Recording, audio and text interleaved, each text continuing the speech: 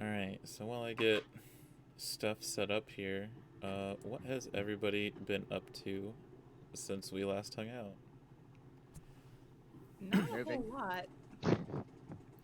That's right, Alex moved.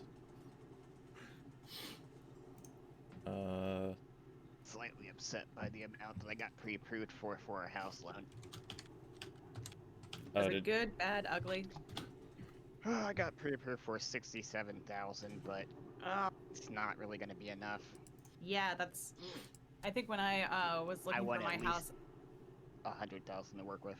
Wow, yeah. When I was going through the whole loan process, I got approved for like a $70,000 loan. I was just like, okay, that limits what I can buy. Do you still have like your school loans I still attached to your yeah. name? That usually like sinks you a little bit. It does. Oh yeah. I figured for me it was probably that combined with the fact that my Loans build credit. do a consistent like 40 hours a week. Because contract work, that's just the way it goes. Yeah. Alright. Like this week I didn't have any jobs. So people trying to get houses. We've got the only thing I've been up to is what Liz and I watched The Mandalorian. We drank too. And I ranted. He got to listen to me rant about Star Wars lore, and he was really patient about it. Because it's like I can get impassioned about Star Wars lore, okay?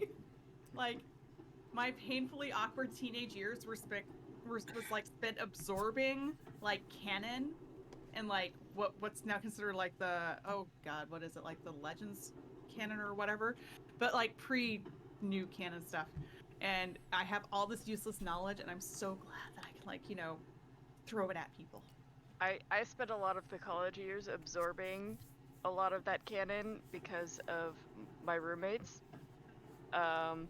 So yeah, when a friend of mine was just like, "Oh yeah, there's another Rogue One thing coming out," I was just like, "Wait, but are they gonna have any of the Rogue One characters? Because that would be really great." It would be, but they didn't. Yeah. No, they didn't. They probably won't, but just. So here's the question: how sci-fi do you consider Star Wars? Well, I've actually had this. I've actually had this conversation before, and it's more like sci-fi fantasy. Because the Force is not. It's and magic. Because of like it's space magic. Laser swords. Yes. Laser swords too. But I'm thinking it would be categorized more as a space opera, right? Yeah, it is categorized as a space opera. But in terms of like science fiction content, it's more fantastical than science factual. Yeah, even though they tried to slightly amend that with the prequels, with the midichlorians. Yeah. Like, no, it's space magic. You know how I feel about finger wigglers. This whole thing is like, I grew up with a relative that constantly took care of my brothers and I, and it was all Star Wars and Star Trek. And I was like, but the Alien movies exist. And the Alien movies are great. Like, I love the first one. I have definite sci-fi horror, love it. I have definite opinions about the core four and then everything that came after, and I'm not allowed to get into that in 99% of settings. No, it's cool. So, like, okay, I will say, of the Alien movies, I've seen 1 and I've seen 4. I haven't gotten around to seeing 2 or 3. I think 2 was the first one I actually saw. 2 is my favorite. I would argue it's the best, but I'm not going to have that argument right now. I agree with you with that. 3 is hot garbage, but not hot garbage that's unwatchable. Once you know the backstory about all of the difficulties that movie went through, it makes a little bit more sense. But also, like, the entire thing is like sepia tone, and it's so pretty. It's like rust. Everything is rust. It's a very drab looking set. I love it. It's so good. It- I wrote so many papers on weird gender stuff that Ripley undergoes in those 3 movies. Well, and also it makes sense though too, because it is what a prison. It's a prison planet, Planet. yeah, for Yeah. like murderers and rapists. Ooh. Yeah, they just throw them on a planet and they're like, go, and then Here, we're gonna have you do it some like crashes. metalworking, forging stuff. The prison planet narrative. Well, Yeah. Space Australia? Is that what we're talking Yeah, I know, about? Australia. It's, They No. have this like super weird religion that they develop too, mhm. and the alien just Oh, gets yeah. called a dragon constantly. And it was also one of the first times where like in Aliens, the queen was a big deal, so you got to see this other aspect of the life cycle. Uh-huh. In Alien 3, the alien didn't gestate in a human, so you get to see, depending on which cut, it gestating in a dog or an ox. Oh yeah, so you got And the so it you got changes the its runner. form. Yeah, it's so cool. Oh, It's so that good. sounds cool. I've actually done a lot of watched a lot of videos on the whole, alien lore, looking more into the different kinds of aliens. Those are so much fun to look at because it Mhm. really is a adaptive organism. You know that that meme from It's Always Sunny with like the entire wall of papers? Pepe Yeah. Sylvia. Strings? Yep. Mhm. That was me from grade school to high school with the Alien like cinematic universe or whatever. I had an entire wall in my room where like any new piece of information I found, I had to link it and make it work. I had notebooks upon notebooks of this. Like, yes. Speaking Okay. of sci-fi and planets, I think the new first half of the Dune movie released Friday. So if you're into Dune, I kind of want to watch that. Ah yes, with the poster art where there's been debate on whether the worm looks like an eye or a butthole. I wanted to hear specifically Alex's take and his dad's take because I know you guys Oh love yeah, Dune I need so to get much. I still need to ask my dad his take on this stuff. I I have yet to do need that. to see this poster, this picture. Oh yeah, yeah, you've got to see it. That's the debate right now, though. That's fair. The new Dune worm does look like a big sphincter, but mechanically it makes sense for a worm going through sand, right? It's like a big whale's Yeah. like mouth. Are Yeah. you honestly trying to justify it right now? It looks kinda like it looks like um, a croissant with a with a fucking like leech inside. Okay, Dune movie poster. Hold on, I want to see this because if I remember correctly, it kind of looked parasitic. Oh, that's a butthole. Yeah, well, my friend's like, it's an eye, right? I'm like, no, that's not what that looks like. Oh, Uh, listen. it's a I've type seen of eye. Starship Troopers. I've seen Starship Oh, Troopers. yeah. Yeah. You know, it kind of looks like you know those like parasites that latch onto you, like A lamprey? Yeah, it kind of looks like that Yeah. a little Don't bit. lamprey have like more teeth though? I don't know. I mean, this has a lot of teeth. Lamprey has less teeth than what the Doom They worm don't- does. Yeah. This doesn't look like teeth though. That's the thing. Like if those are teeth, they're like so Which is why densely it looks like packed. a butthole. Well, they've got to be teeth because you have to turn one of them into a sword. But I digress. I read. Now I am going to fall down a hole in which I look up concept art. Please don't talk about falling down a hole when we're Butthole talking about Dune. concept art. Okay. First off, let's look how Mobius might have designed this, or the I can never pronounce that. Jodorowsky. Yeah, what that Dune worm looked like. 100% Jodorowsky's Dune, that documentary, is the best piece of anything Dune related, and I still anything need to else watch I don't it. care about. I still need to watch because I love Mobius's art, and so I've seen a lot of his art for the concept art for Dune, and it's just, that he did, and for the specific version, and it's just like I really need to watch the documentary now. It's so good. Uh-huh. Jodorowsky is just Like, he's oh not, my gosh. he's not on Earth. Like realistically, his body is here, but his mind is way somewhere else. He's consumed so many drugs, he has left his mortal coil. Like, Yeah. I had a bunch of friends recommend Jodorowsky's Dune and The Holy Mountain at the same time. So I got them and I was like, all right, this weekend I'm going to watch them. Oh, And I watched The Holy Mountain first because I didn't want to see the documentary. I wanted to see what his art was like. And then I didn't watch the documentary for like 2 months because I was so obsessed with The Holy Mountain that I couldn't do anything else. It was a lot to handle. wow. All right. No, so now I'm just looking at like Mobius Dune art. So Well, let's you're go like, I wish ahead. I could draw like that. We'll move away from all these weird sketches and alien. Sorry, I took us all off on a tangent at the very beginning. No, that's great. We get to catch up, talk about weird shit, and then once we get all the weird out of our systems, then The weird never Well, lose my system. According to our game here, I am the weirdest. So oh, And I just gained. I just gained. whoa. I leveled up. I leveled up plus weird. So I'm a little on. bit weird now. yeah. What's your- Important point. Who leveled up and who is close to leveling up?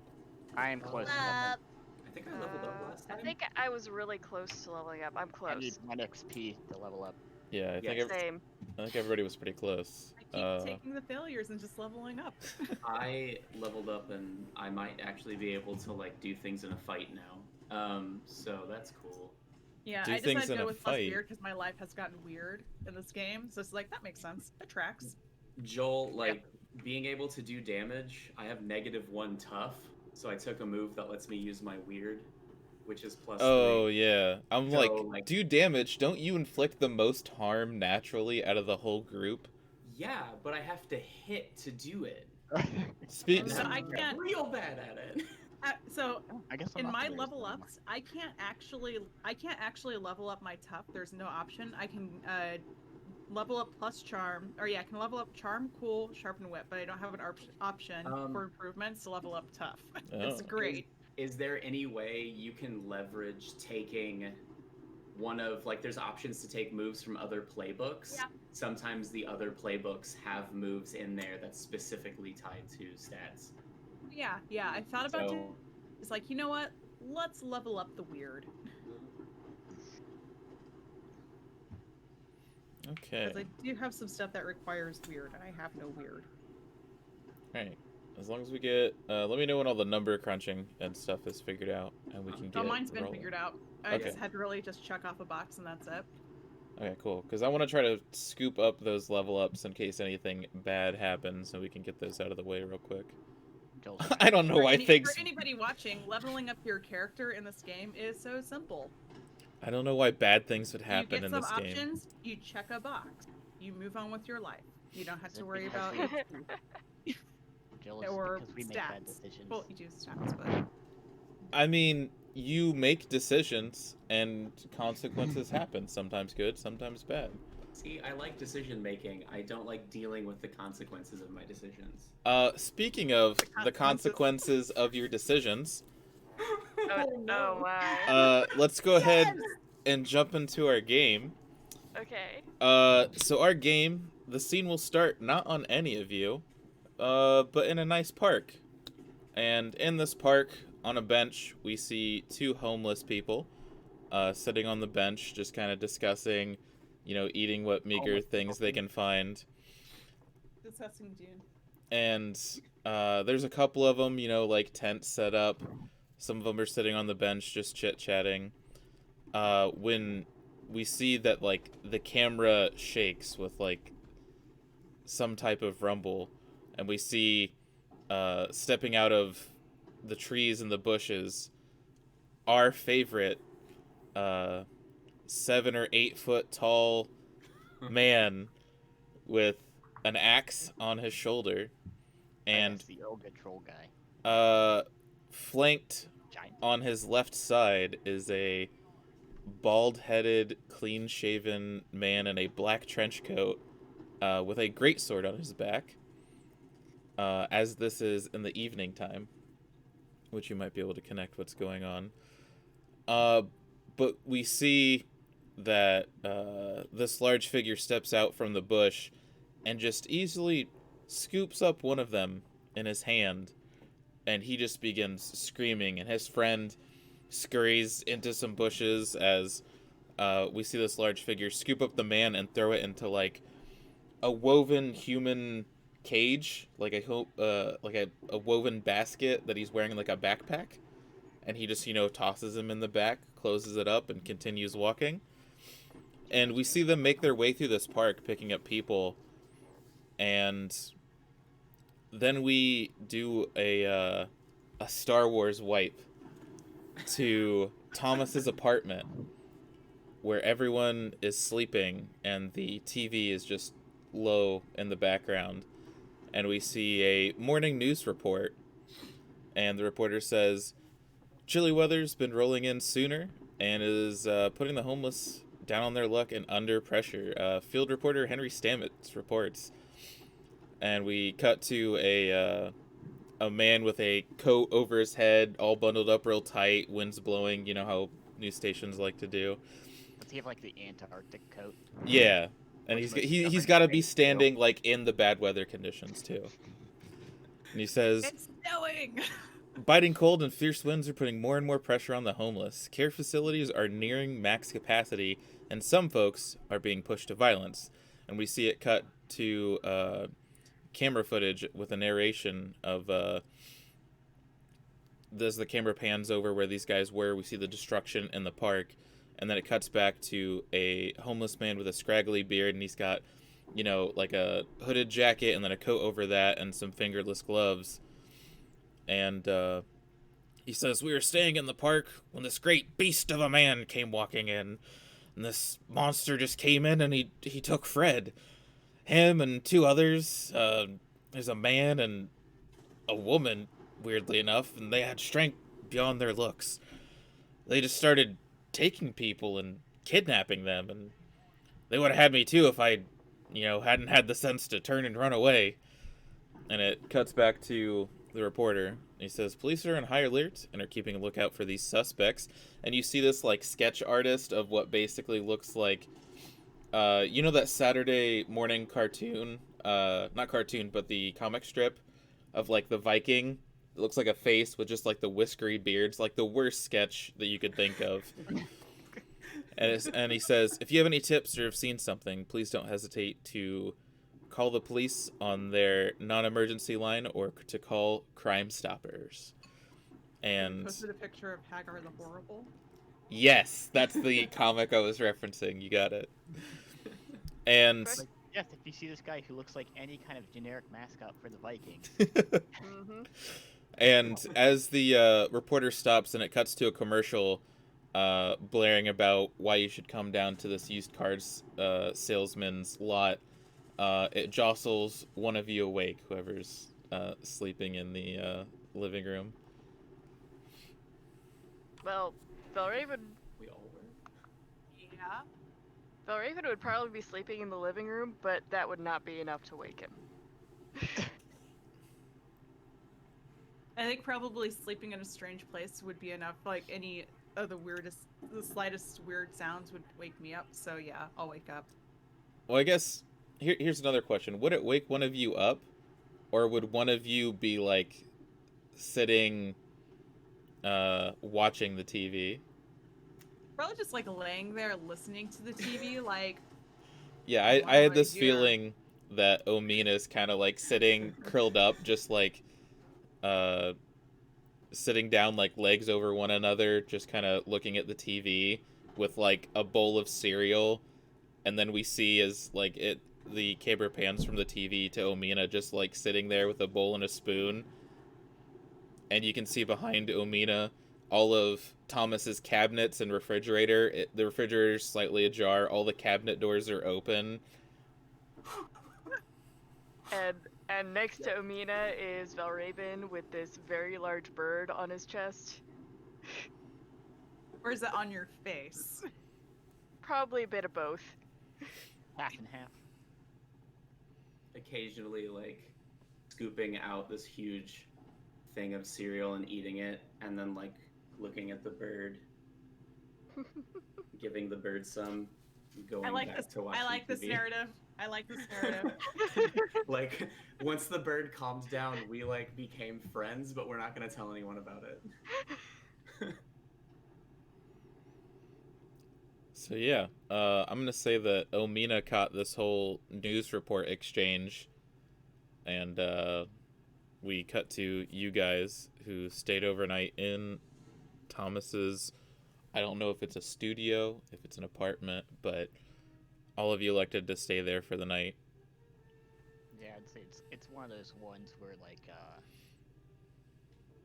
you basically just enter in. There's the kitchen, the one side, and then you go straight into like the living room area, and then there's like some stairs up to like a balcony thing, which is like a loft, which is basically the bedroom. Just one of those simple ones, you know. Gotcha. That's why I imagine he lives in Yeah. the back room somewhere. So, other than that, what is it you guys plan to do for today? We were making preparations to go to like the historical district to try and do this spell for the house. Oh yeah, because weren't we Yes. going after Baba Yaga's house, Yes. and we learned where it's at. Yes. Oh right, because it's in that like area with all the old log cabiny looking. Yep. Yeah, that's what it It's was. Now I the remember. LARP center of town. Yes, Lark Central. The LARPing. So what's like the morning? What's this the society- what's the the societally acceptable LARPing? Count? LARPing? Yeah. LARPing. So what's the morning situation like? Omina, do you like go and wake everybody up, or do you just kind of like Oh, yeah, by stay the way, up? Thomas is still asleep up in that little loft area. Gotcha. I will I'm sure somebody made like a nest of clothes or something that the bird could have slept on, but elects to lay on Valraven's chest. I will shake Valraven until the eyes open just a little bit, and then through a mouth of cereal, I'm gonna be like, I want waffles. There are no waffles in this house. I have looked. There's not even a bottle of syrup. It's like Sorry, I can't cater to your needs. Waffles. What time is it? You could just go to Waffle House. They're always open. I imagine that was like the 6 o'clock news. Yeah. Yeah. Wait, 6 a.m. or p.m.? AM. AM.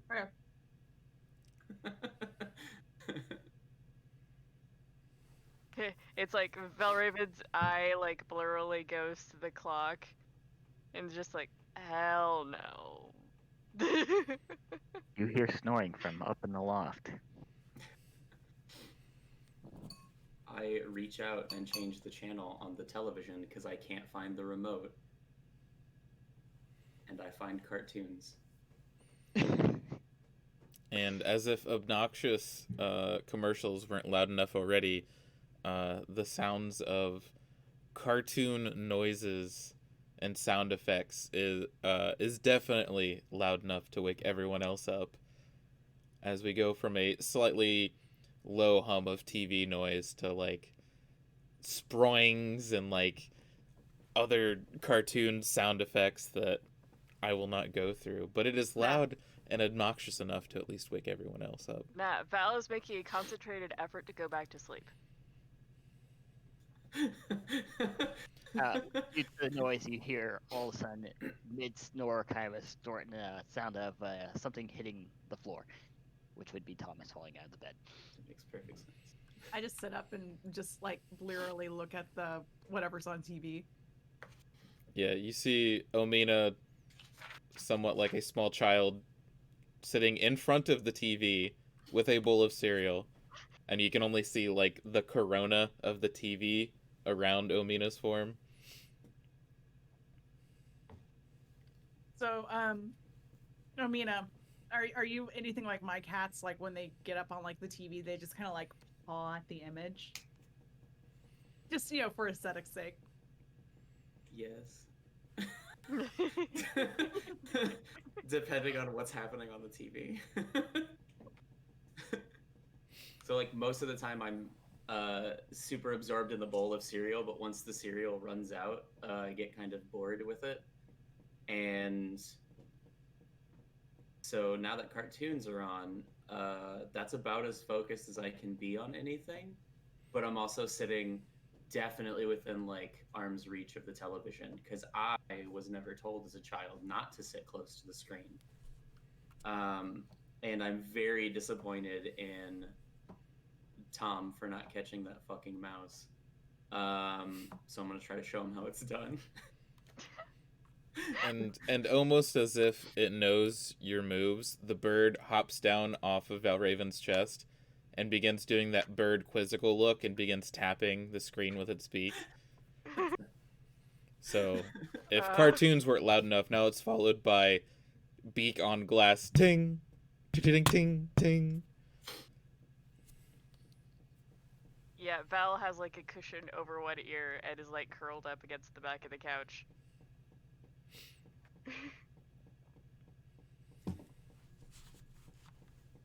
You just hear a sigh from the balcony as Thomas sees his TV being pecked at. Yep, I'm gonna get up and I'm gonna wander into the kitchen. Sucks ass. You're pretty sure at one point it wasn't a disaster, but things are just kind of like opened, but not necessarily spilled. Like all the cabinets are open, all of the drawers are not closed. They're like slightly open or fully open. Even the cabinets underneath all of the drawers are open. Mm-hmm. I'm gonna like kind of poke through them and see if I can find coffee. Do I have to roll to investigate a mystery? No. That would be fun. That's kind of up to Where's the Thomas. coffee? I don't know if Thomas packs coffee, but that's kind of up to him. Thomas, Yes, there's okay. definitely coffee down there somewhere. Yes. Okay. And It's what's gonna the be coffee? What's the coffee maker stitch? Is it just like one of those regular ones that just kind of drips down, or is it like a I know. French press? Thomas or... has a French press. He's not a heathen. Fuck. Well, I guess I had to start heating up water then. Well, there's also a simple coffee machine. 'Cause it doesn't necessarily have time every morning or energy every morning to French press. Why didn't his you coffee. lead with that? Why didn't you say, oh, there's both? Because this is Thomas. Okay, I'm gonna start filling up the. I'm just gonna start making coffee out of the coffee machine in hopes of getting Valraven up. Yeah, let's say as Valraven tries to hide and under the Thomas. cushions. And Thomas, because The- maybe the. Oh, fill of coffee. I mean, no, Thomas is already up because he's worried about his TV being pecked at. Okay. Oh, I thought you were just like upstairs in the balcony groaning. Yes, but I'm working on making this a little more visual. Okay. All right. Well, maybe it'll lure you down too. So we can get together, get some coffee with us, and figure out what we're gonna do next. Because Yeah. we have to see a house about a house. And underneath Valraven's sarcophagus of pillows and blankets trying to shut everything out, you do smell coffee.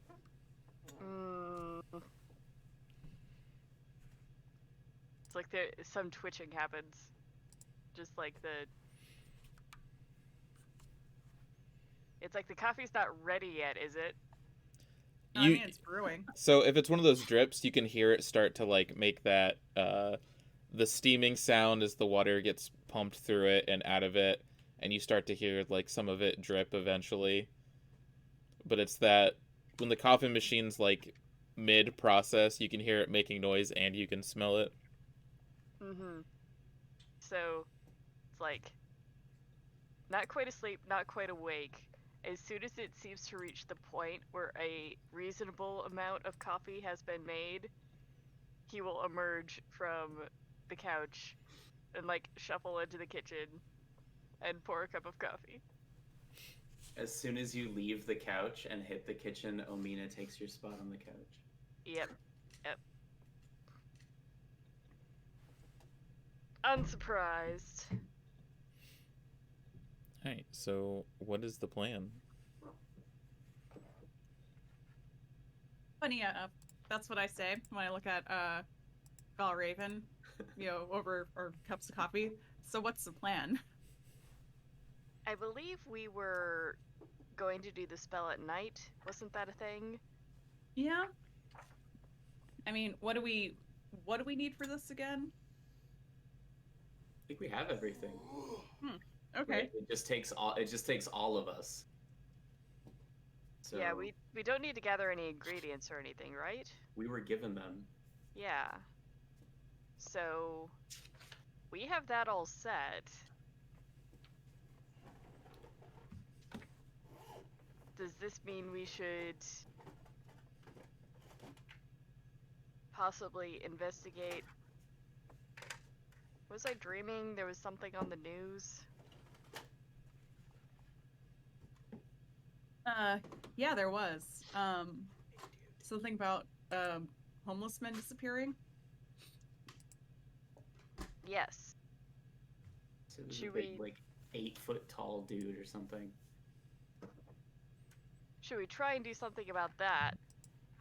Since we have all of today before we can start the spell.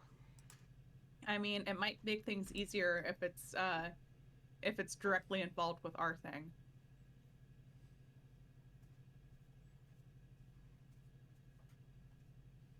It seems like at this point anything strange we should assume is directly involved. I mean, it could be another strange thing. This is a strange town. True. And as if to echo your thoughts, the TV channel has somehow been changed. I'm pretty sure Omina and the bird are fighting over trying to change the channel. As Omina pushes the button on the remote and the bird pecks the button on the TV.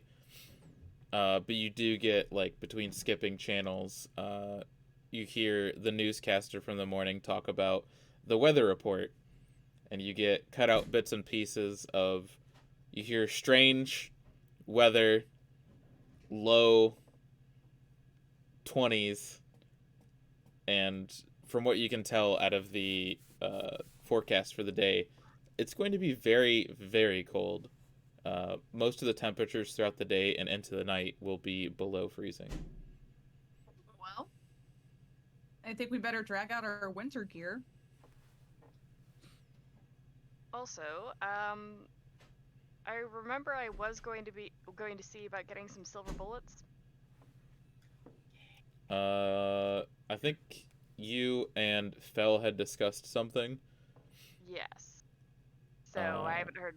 I probably haven't heard on that yet, but that just a reminder to both myself that was a thing that I was doing. Yeah, I think Fel said something about trying to get a package dropped off at your place. Or at least contacting someone that Fel knew. One of those two. Okay.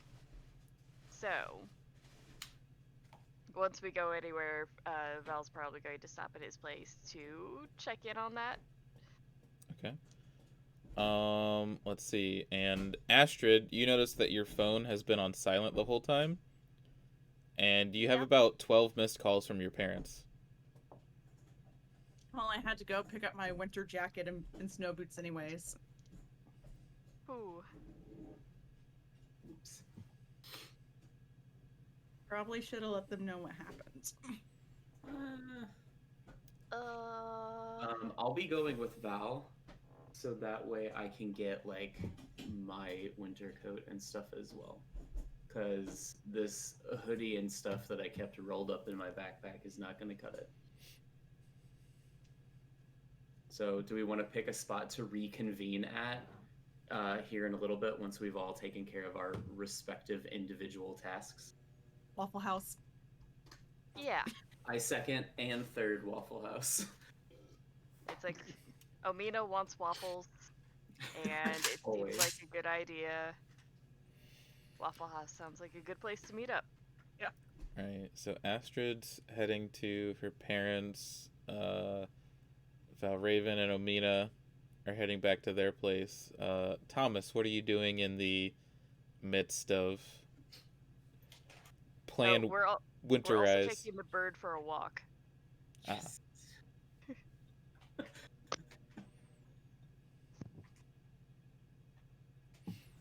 That is a good question.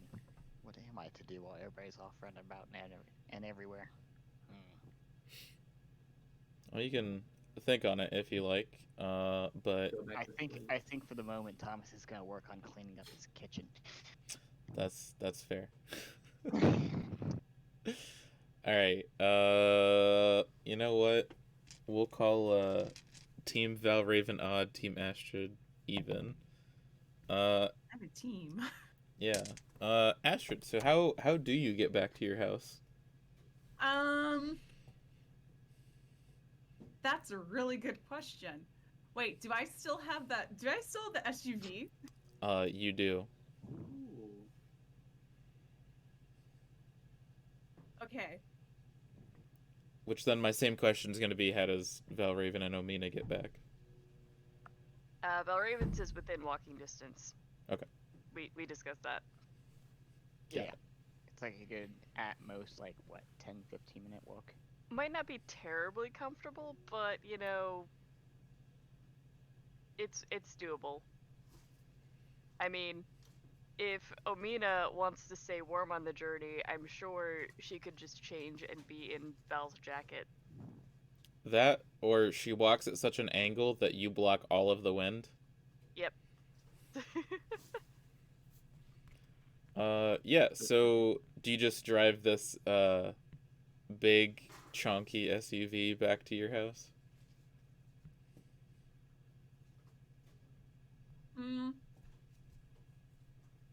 I don't want my parents asking questions because it is a police. It's a government vehicle, right? Yeah, from the And I assume- outside, it's not marked in any way. But does it have government plates? Maybe, but I mean, who's gonna check the plates, you know? I don't know. My parents might. My gosh. So here's the plan. It's 'Cause I don't wanna Indiana. have to- The plates I are don't on the wanna back. have- It's scary Here- Indiana. here- They here's don't the check plan. anything. because I don't want to have to answer any more questions than I'm going to have to answer. Though this would probably be a nice distraction.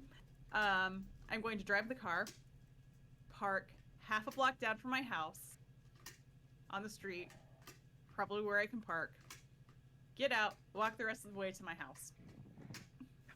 Okay. I am weaving a little web of lies. All right, we'll see how that web holds up. Yeah, so you've got keys, you unlock the door and head in. And you see, so just to confirm, you have both parents there, yeah? Yeah. So you have your dad sitting in the old reliable armchair, watching the news. This will probably be sometime around the weekend, considering cartoons as well. And your mother is sitting on the couch, on her phone or tablet or whatever it is that they look through, and they seem to be hurriedly searching through things. You're pretty sure you catch something about a missing persons report, and as you walk in, they both look at you, and they're kind of a little surprised to see you. And your dad says, "I didn't hear you pull up," and he kind of like glances out the window and doesn't see a car. Still got the questions anyways. I had a friend drop me off. Oh, is your car okay? It didn't break down, did it?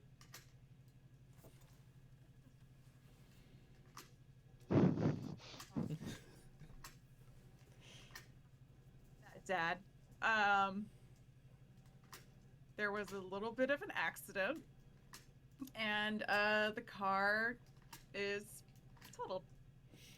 So when you say accident, that's when your mom gets up from the couch and kind of like starts looking you over and mothering you. Mom, I'm all right. It wasn't that bad. It was just like, it was just crazy. Okay. And that's when you get the dad questions of like, totaled, like, did you get the insurance information? Like what? No, because I had it was- I'm gonna spin this. Oh my god. So there was a bit of an incident with my job where I'm assuming he was a customer, might have attacked me. And I might have tried to drive away from him and into traffic and hit another guy. So your mother's inspecting of you increases tenfold, and I'm pretty sure there was like what, a shattered window. I'm sure she could find a piece of glass somewhere on your coat, and she's like, "Is this shattered glass? Oh my god, are you okay?" Yeah, he tried busting in my window. And now, at the talk of physical harm, your dad is up out of the chair on his feet, and now you are confronted by two concerned parents. So, yeah, your dad is now less concerned about the car, and is now kind of like angry concerned. Like there's a wreck. Like, did you file a police report? What? Yeah, we did. We filed a police report. And so, did you get the insurance? Did you file a claim? No. We didn't get the insurance to file a claim because it became more about the person who tried to attack me and less about the car. So he walks off to go and grab your insurance information, and then stops a minute and turns back around and says, "Wait, you were attacked? Someone attacked you?" Yeah.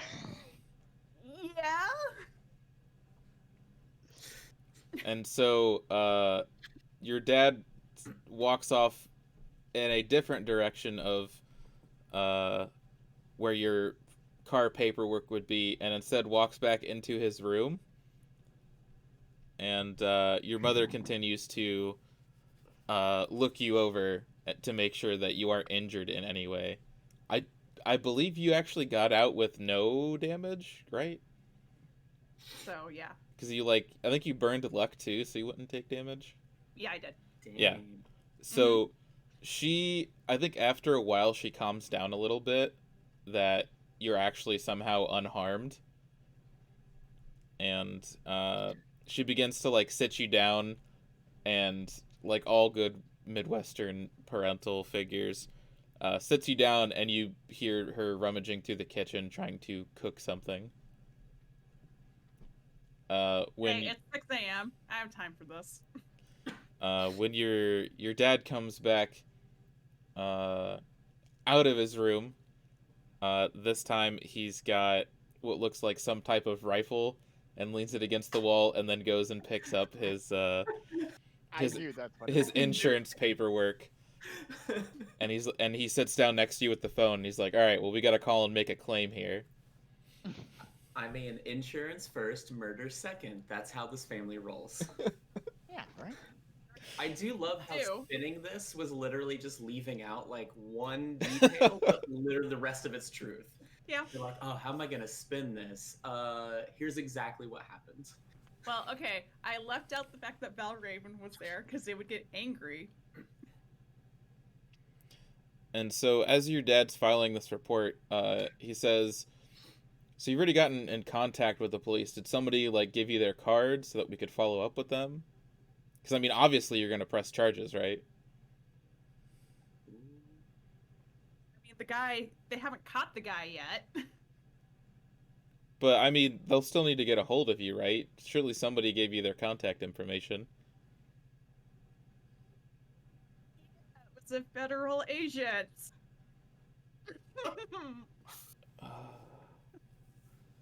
He kind of like looks at you for a solid minute.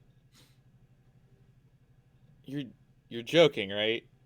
There's no way you've totaled your car, been attacked by somebody, and had a encounter with a federal agent all in one day. Yes. Yes, You there know, is. literally all she has to do is mention Valraven at this point, and they will put all of the blame on him. Or they will get so angry at me. Oh my god. Or both. I mean, I don't want to throw All I don't of want the to throw above. my cousin, my beloved cousin, under the. I mean, it's the easy way out. It is the easy way out. Would Valraven get angry? Oh if no, I used him as an excuse to get out of trouble. he'd expect it. He would probably recommend it, actually. I would guess. So, as you and your dad are having this conversation, your mom hustles in with one of those nice TV dinner trays and sets it up and everything. And there's like a nice hot bowl of like some porridge with some fruit in it. You got like the whole orange juice. A good like hearty cold winter spread. And your dad says, "Look, give me this agent's contact information if they give you a card or something, and I will get in touch with everybody for you." Okay. Just give me a contact information. Uh, As her persona. I'm gonna say that we can retcon that maybe she gave you like a card. All right. I take out my Or- card. I take out the card and I give it to him. Okay. This is gonna be so awkward because this is gonna help me meet my girlfriend. So your father begins dialing the insurance people, the Okay. police, kind of getting everything, corroborating your story, strangely enough. And then we're gonna jump over to Valraven and Omina. Oh yeah, I did this for y'all. What is That's that? kind of what Thomas's apartment looks like. Ooh. Well, I mean, that's what it would look like if it was not destroyed currently. Well, yeah, Yeah. I didn't feel like drawing open cabinets and everything. I was being lazy, and it's a quick sketch. Leave me alone. All right, so I'm gonna say that Omina and Valraven, you take your what would be about a 10-minute walk. I'm sure you guys make it about an 8 from just wanting to hustle and stay Mhm. warm. You know, brisk morning jog in the freezing cold. We have to do something about this. This is far too cold. It's Like it. it's very very cold. It's not only is it cold, it's cold plus wind chill. And by the time you arrive back at your apartment, any type of hair on your face or on your head is going to be slightly frosted. I'm sure all of your exposed skin would be red and wind chapped by just how fiercely this cold wind is blowing. And when you arrive back at your house, you make sure to check one of your usual spots that maybe Fel would leave you something. And sure enough, there's a box probably like, maybe 3 or 4 inches across by about 2 inches, like a very, very small box that when you pick it up, it kind of like jingles a little. And as you go to open your door's not locked. You're pretty sure you left it locked. But as you enter your house, you notice that someone's been in your kitchen cooking. Your table has been set for 3 people. The pot is still there with the remnants of some kind of soup. It looks like 3 people met and ate here. And there are very large, muddy footprints that are about 1.5 feet long that seem to have made their way in from the front door to the kitchen. And you see around your table, there's the 3 place settings, the 3 chairs. One chair looks like it's been under immense stress. And after a quick search around, nobody else is here but you two. Well, I'm seeing a lot of things I don't like. Hey, Amina, how do you feel about moving after this escapade? Yes. Far We too have many the- people. Far too many people know I live here, evidently. We have the bird, don't we? Yes. Yeah, the bird is with you. Oh, dope. What's the bird doing? The bird is, Birding. looking around, pecking at everything. Any type of food that's within its reach, it won't eat, but it'll look at. Like, I'm sure there's maybe a pot with like a quarter of the way full with soup, and the bird has already put its head in there and it looks like it's knocking its head against the side, like pushing it towards the edge, and you hear that like when a container with water like wow, and the bird is trying to knock the soup pan off the table, but it just anything it can get in, it's getting into.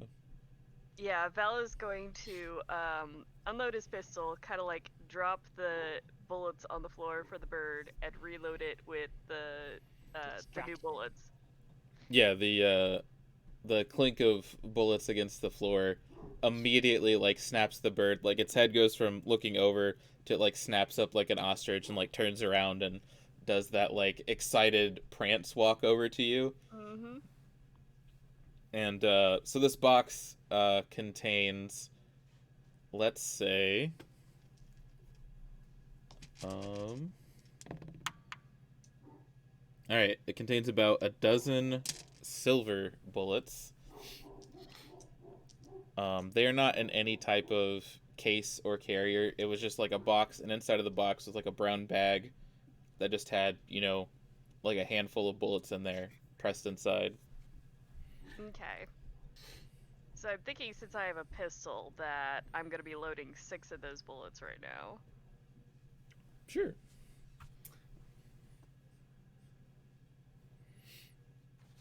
Hopefully that will be good. But, yeah, we'll still keep the letter opener, just in case. But, yeah. Then Valraven will turn to the bird and is just like, okay, it looks like we're going to be very busy today. Would you like to come with us or stay here?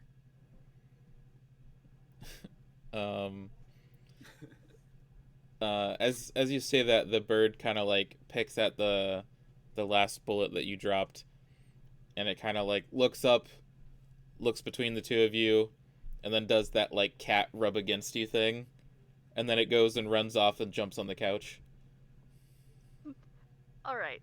I have to admit, last night was probably not particularly restful, so get some sleep, and Val's going to take a look around, see if he can find some more bullets, and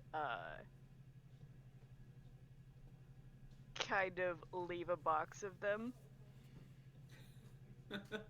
Yeah. If it's just regular ammunition that you have around, yeah, that's no problem. Yeah.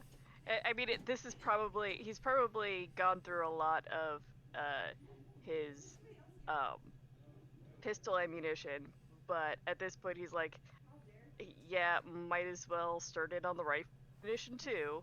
It's like, I don't get much use out of the rifle anyway. And as you're kind of like picking through this ammunition in your boxes, of course the bird is kind of on your heels at all time once it knows what's in there. And as you're kind of like rummaging through the ammunition, it does take a moment. You still have the horn, right? Oh, yeah. So as you're like rummaging through your closet, the bird kind of does like glance at the horn, and like it does that thing where a bird sees like a reflection of itself in like the color, and it kind of like it takes like a solid 2-3 minute interest in it, and kind of like sticks its head into the horn, and it will attempt to run off with the horn, but other than that, it found something it's more interested in than bullets. Oh no, that's interesting. I'm trying to remember what all I had about the horn. Something about it not being complete.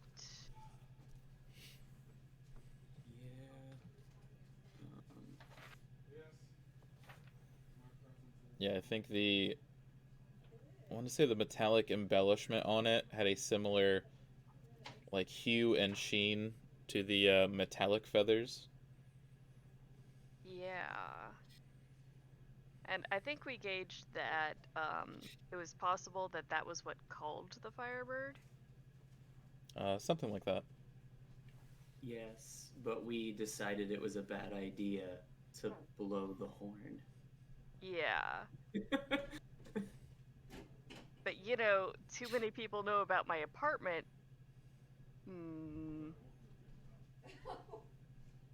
It's like, I'm just wondering if I should leave it here or not. Nah, I think I should take it with me. Just. So I'm pretty sure that means we're taking the bird.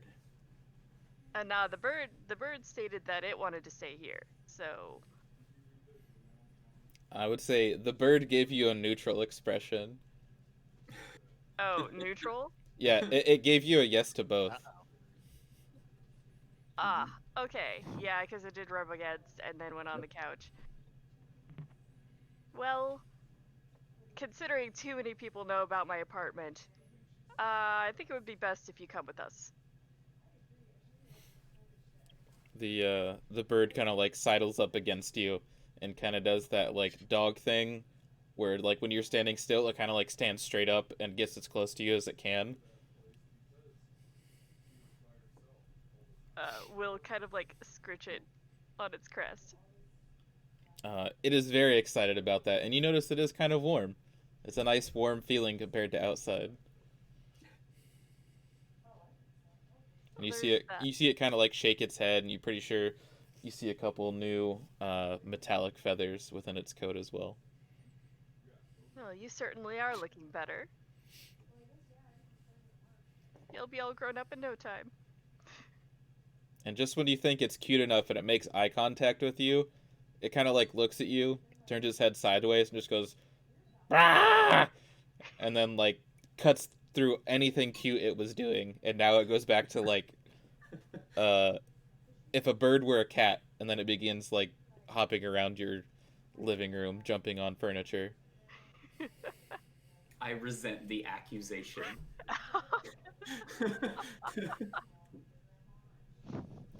I'm just trying to think of if you've ever seen that video of, what is it, those birds who get a hold of golf balls and they like slam it into the sidewalk and then they get real excited. Yeah. This is Excited Bird. Excited. Okay, I'm gonna have to look up these videos. They sound great. Oh my Oh, God. they're great. It's like I have seen birds slam different things before, but I haven't seen the golf ball one. Omina, is there any like preparation that you do? I'm gonna just go grab some stuff from the room that I'm staying in. So like a winter coat, gloves, that sort of thing. And then I mean, most things I just keep in my backpack anyway, which I've had on me. So then once I have my coat and stuff like that, I will grab my nail-studded wooden wiffle ball bat and come back out into the living room to wait for Val. Gotcha. And Thomas, what are you up to? Besides cleaning up your apartment. I suspect during all this time has probably gotten everything at least somewhat put back in order. Yeah. It's been a while. Maybe you finish up like Oh, using the dustpan, sweeping up pancake mix, because pancakes clearly aren't waffles.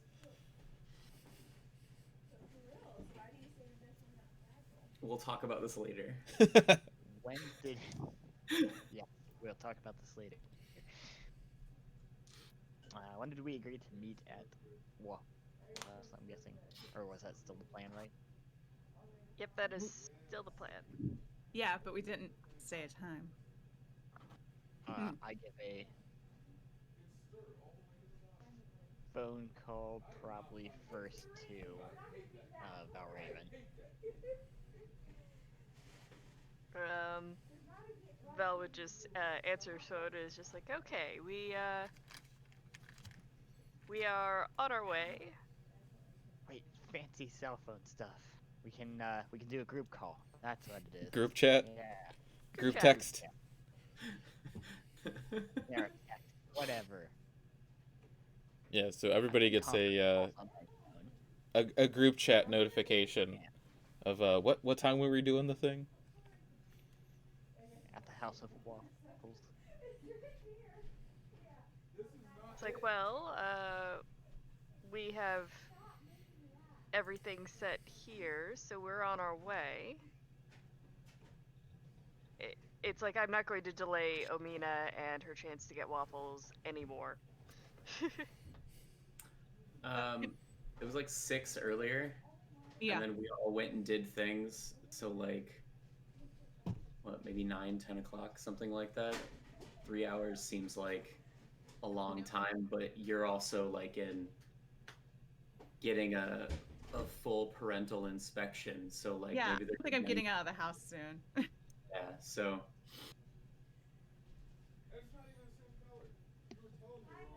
Okay, well, I will head to the Waffle House then. Start making my way there. Okay. So as you're tidying up in your apartment, you do hear like a very quiet like knock at your door. Oh, Yeah, like someone just kind of like I go and look for the peephole. it looks like a old lady holding like a measuring cup. I don't want to open this door. Figure you have a cup of child. I could borrow. This is a different old lady. Okay. It is not the okay. old lady who you know what she looks like. This is a different old lady, and by old lady I mean like pushing 50s, 60s. But we do know that the our enemy at this point, she can look like an old lady too, right? Yeah, I think I told you guys that.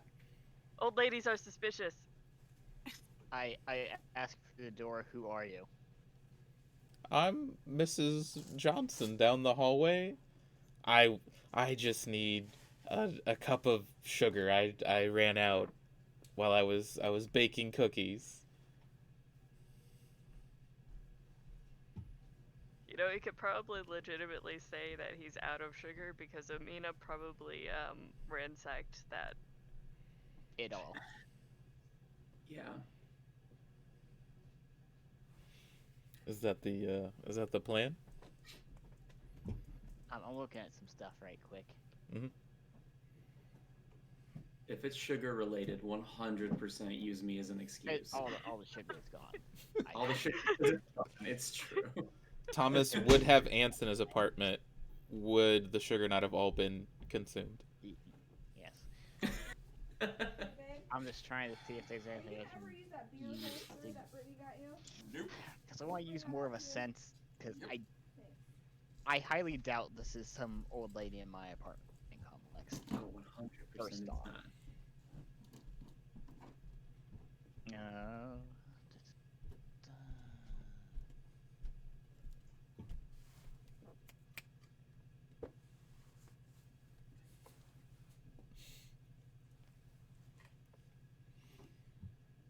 You gotta say his name. Before anything, You gotta pick from your list of weird spooky powers. yeah, I was gonna use the site to see if there's any magical influences like around this old lady. Yeah, that or I want to say you could do that, or I think you could do some type of check with a weird modifier. Yeah. That'll work. Just come back. But You have to admit, the situation's very weird. Yeah. Yeah. Read a bad situation. the site, you see the invisible, especially spirits and magical influences. And they will give you more opportunities to spot clues when you investigate a mystery. So, investigating this mysterious old woman. Yeah, so go ahead. You can investigate a mystery and roll plus weird. Or you can, that would be if you use the Yeah. site. Yeah, I'll do investigative mystery using the site to roll my plus weird on that.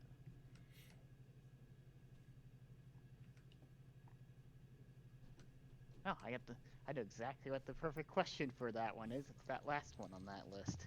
What is being concealed here? Yeah, you just gotta roll successfully. Been a while. Is it 2 dice or 3?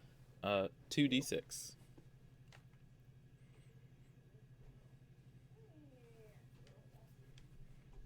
I got an 11. Alright, I think that's a full success Yep. which I don't have it up, so it's either hold 2 or 3, one of those two. It is a hold 2. All right. Yeah. So what is being concealed here? So modified by your sight, you can see the familiar robes of that nice white-robed old lady, who is holding a cup of sugar, a cup, but instead of a cup, it appears to be some type of crystal-like knife. And you notice around her feet, she's wearing boots, but you can see with your sight her footsteps behind her have less frost down the hallway. And when you use your powers and manifest them to look through the peephole, you see her neck slowly move up and make eye contact with you through the peephole. I'm in danger. Again. At which point, you see her arm move, and you feel the door handle rattle, and you start to you hear like wispy magical wind as you notice that the door handle. She was looking through my window earlier on in this campaign, wasn't she? Oh yes, while you were sleeping. So you see her hand. Assume I can get out through my window. Definitely. But you notice her hand move, and the door handle rattles a little bit, and you notice the door handle begins to get cold and start to condensate and become covered with frost. And so you're going to leave out your window? Yes, I'm going to. I guess this would be a good act under pressure, right? Yeah, this sounds like an act out under pressure. Because I imagine your brain's like, do I action movie dive out the window? Do I open it quickly? I'm going to, my plan is to open it quickly, not action dive out of it. But... Okay. Yeah, that's plus cool. Oh no. My cool isn't, oh no. 2. I rolled a 1 and a 2, and I have -1 to cool. So you failed. So go ahead and mark experience. Hey, I level up with that. Yeah, this might be a good time for it. Yeah. Oh no. Dang it, So what do I do instead of logically open the window? Okay. So that's what I'm looking for right now. You know what? We'll just consult the great Google in the sky. The cloud that I'm yelling at. Yeah. All right. So act under pressure on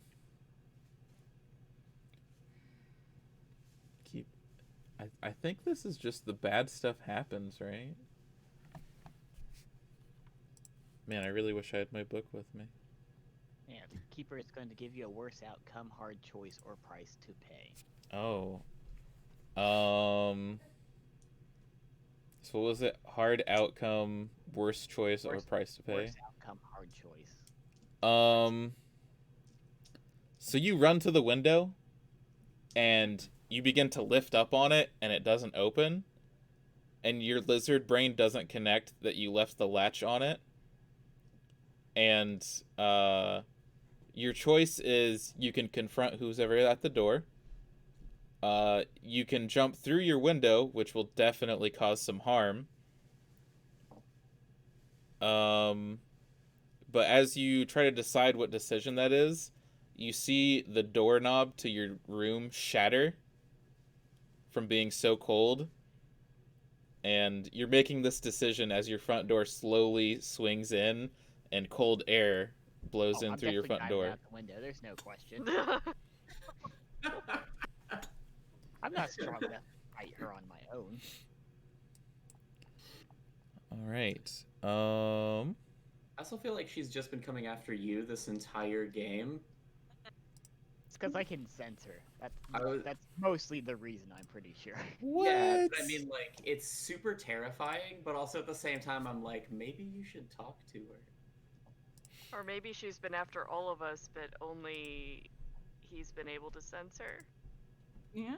It's like reverse sense. You can sense her, therefore she can sense Valraven you. can somewhat. Yeah, I mean, But when not Valraven quite the opens way- himself to the environment, but it's But yeah, also but I've been risky. I've actively searched for her. Yeah, Valraven only actively searched that first day, and With, that's when tune he. in. So Yeah.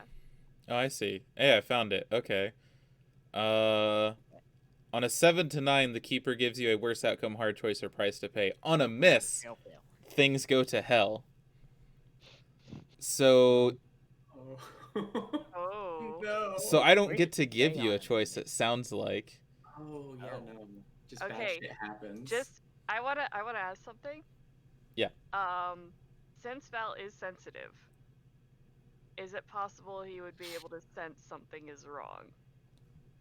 Is Val able to sense a 10-minute travel time away? Well, I'm thinking because of the personal connection. Yeah, and Val's been training Thomas. Yeah. I'm thinking at this point he might be getting like some sort of tingly feeling, but You'd have to actively do it though, because yeah. it requires a roll. Yeah. The only thing I could give you is that maybe Valraven has like a shiver, but also it's Uh-huh. real cold out. Yeah. So you don't know if it's a cold shiver or a sixth sense shiver. I think that's the most neutral Mm-hmm. answer I can give you. Thomas is alone. But also he does know some people were in his house. So he could be considering opening up. Maybe. Maybe. I mean, make the roll. Yeah. Just do it. Okay. Maybe it gives you something else, something okay. worse. I know, it could very well give me something worse. I love it. So, this is rolling weird, right? Yep. So, with a +1, that would give me 2 dice. It'd be 2d6 plus whatever your weird is. Yeah. It's like, because I constantly forget how to play this game. You know, just so I don't confuse myself, I'm just gonna have 2d6 sitting around, because that's usually every single roll is only 2. Yeah. I don't think I've seen one that has 3. It's I Is got a 10. On a 10 or more, you gain a definite impression, a vision, tangible aura, overheard thought, etc. about something here that is important. The overheard thought would be funny right now. About something It's probably just a bunch of here. swearing. Although you'll find out something important, it's not necessarily going to relate to your current concerns and the mystery you're investigating right now.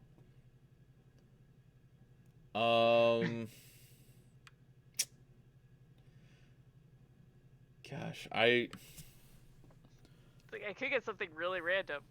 Completely not related to this situation at all. I think when you reach out with your senses, that same cold feeling you had when you touched the feather before reaches out again, but instead of just making your hand cold, your hand, your arm, your shoulder, you can feel it growing.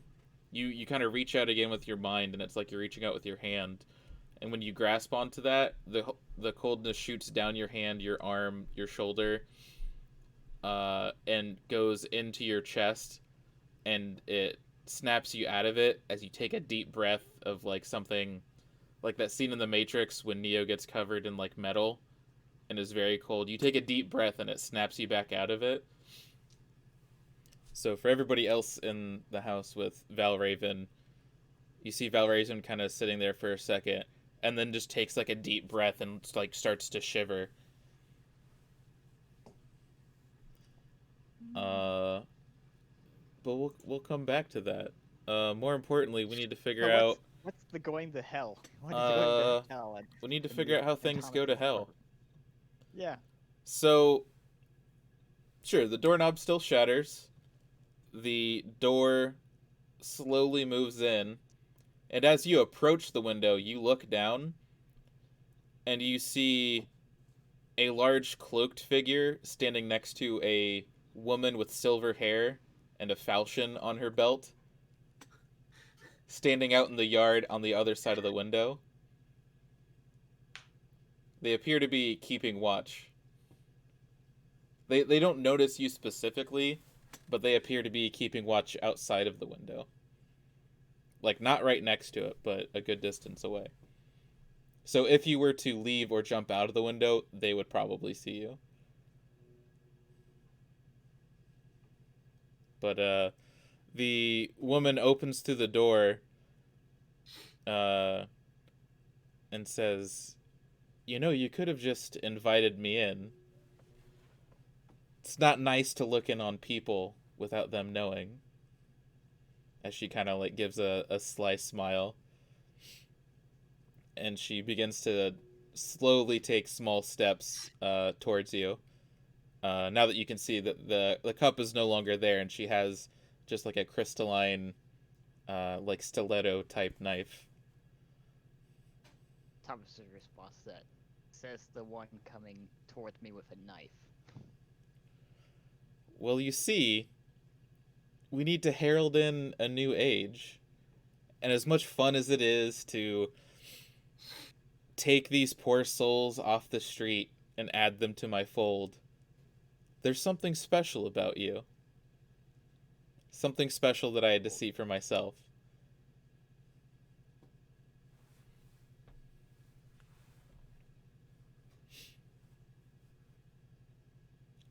What would you like to do? Tom's going to keep her talking, but has hit the nice little redial on his phone. Okay. Should hit somebody, and is just going to hit redial, not going to try and pull it out or anything. All right. So what exactly is it that you think is special about me? It seems that you've been talking to some mutual acquaintances. It would seem that killing them doesn't keep them quiet. You've been talking to some people, meddling with our plans, and it seems like you've also been talking to my mother of all people. And she kind of stops and looks down at the ground for a second. And you know how I feel about my mother. Well, to be fair, she kind of came to us. Yes, she thinks she has some kind of power over me, but it's different this time. This time, I have all the cards. She has no power. I've taken away whatever power she has. Is this the evildoer monologue? Oh, yes. Oh man. That's not a good sign. She has no power. She has no servants. I've been careful to take care of them. And it seems like you would be her new servants.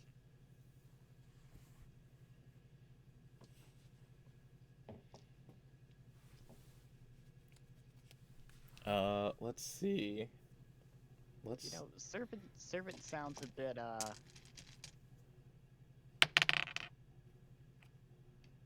Okay. a little bit demeaning. I prefer subcontractor. So, when you hit the redial, Mm-hmm. it is Astrid's phone who goes off. And so as Astrid's, sitting down eating breakfast with her family and her dad is calling insurance stuff, you get a call from Thomas. Even though he just texted you.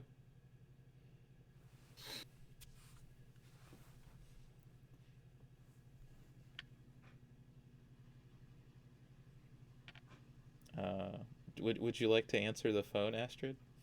Oh yeah, sorry. I was like, my parents are there. Should I be answering? Well, do they the- even know who Thomas is? I mean, as far as they know, you're sitting down watching TV, eating breakfast, and your phone starts to ring. god, they're probably like looking at me like, are you gonna answer that? And I'm looking at like, oh shit. Like, how am I gonna explain this? Your dad kind of pipes up. Is that the insurance people? You know, I've been trying to get a hold of them all morning. No, it's not the insurance people. It's a friend. Pick it up, answer it. Hi. What's up? And you say hi, but there's no response on the back.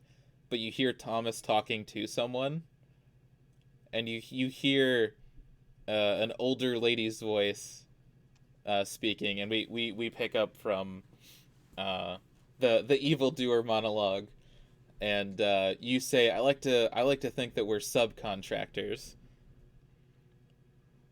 And she says, you know, those who make deals with my mother tend to not work out so well. So here's the thing. I'll do you one better. Out of all of your friends, no one else seems to be able to have the kind of touch you do with spirits and dead people. That's something I could use. What about a deal where you join up with me?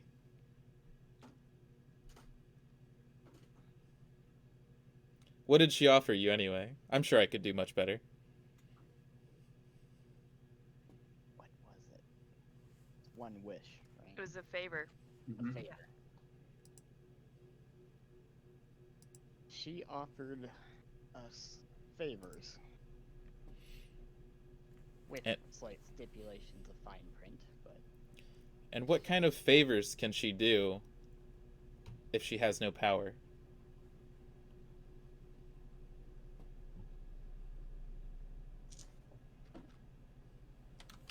well, as per the contract, if the contract's fulfilled, she would still have her powers. So she kind of like cocks an eyebrow. Oh, she thinks she can pull one over on me, can she? She's figured out where her hut is. And you see her kind of, her one eye kind of closes a bit and squints as she thinks, I guess I'll have to get somebody on that then. And she begins slowly walking towards you. And kind of twirls the dagger in her hand as she says, so what about the offer? Is it me or them?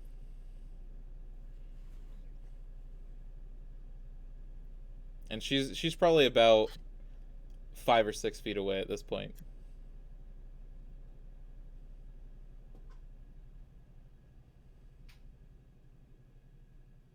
Well, since you've gotten everything figured out, maybe I would suggest that you try and get to that hut right away.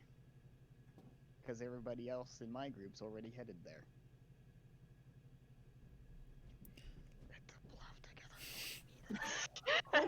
We are.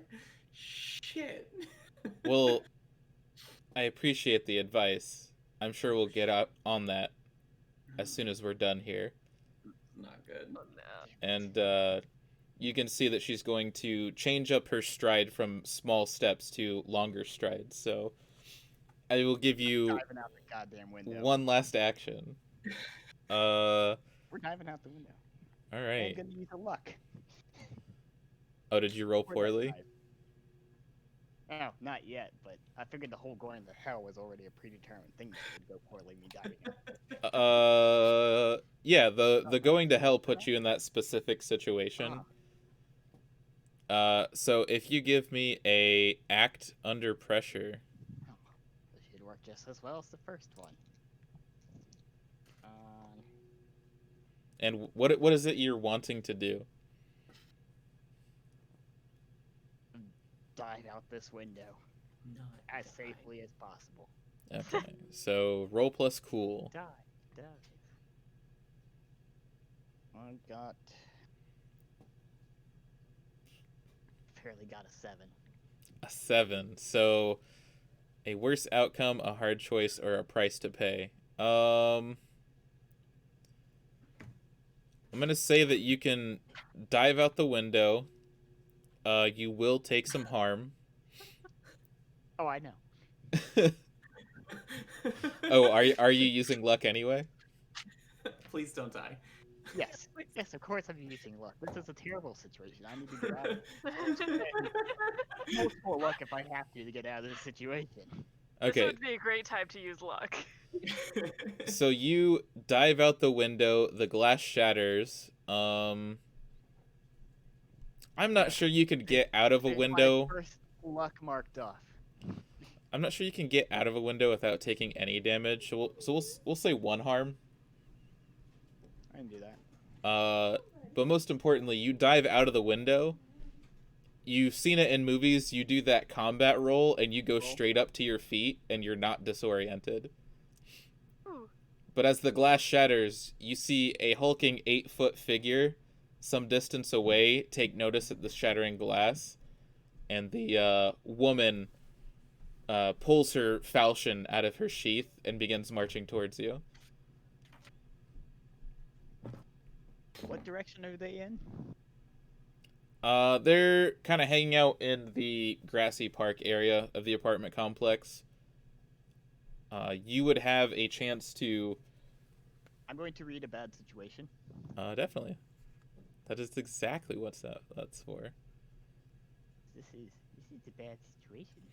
I want to die. Roll plus sharp, please. All right. Let's see. That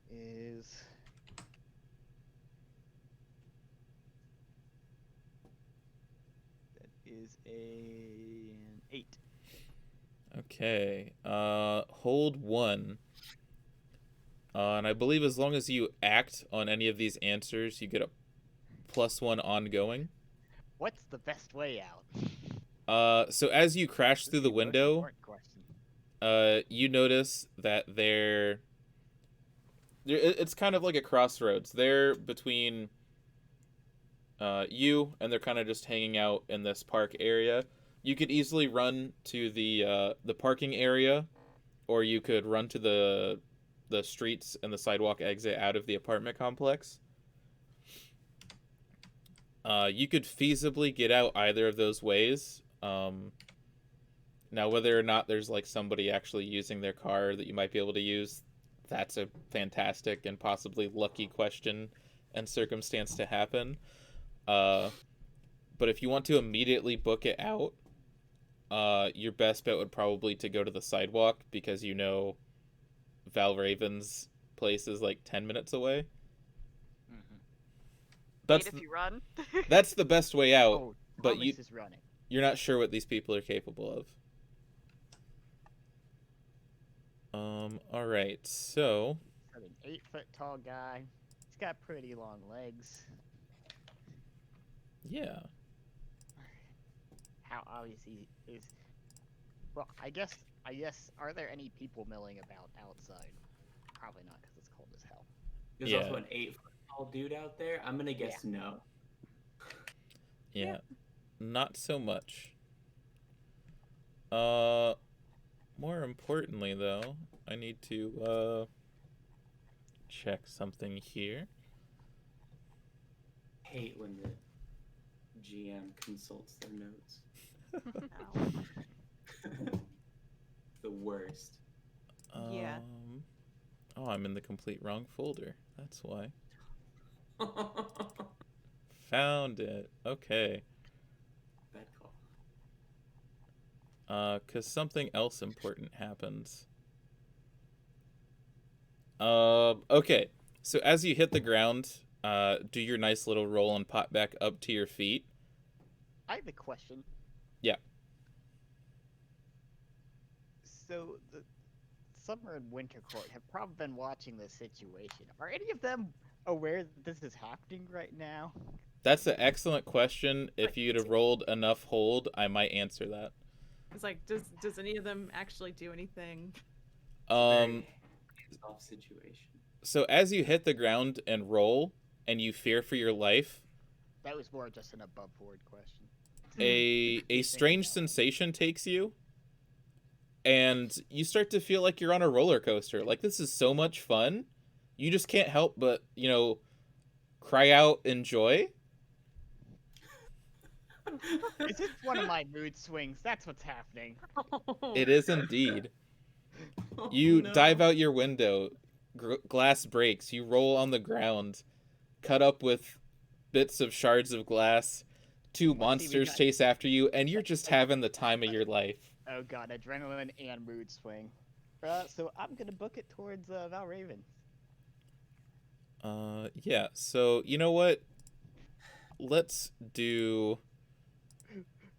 I'm thinking I can probably move pretty fast right now. Oh, Alright, let's do one more act under pressure, because you need to run away from two creatures. I know. I need a better surface to roll this on. I need area. That'll do. 9. Alright, a 9. Worst outcome, hard choice, or price to pay.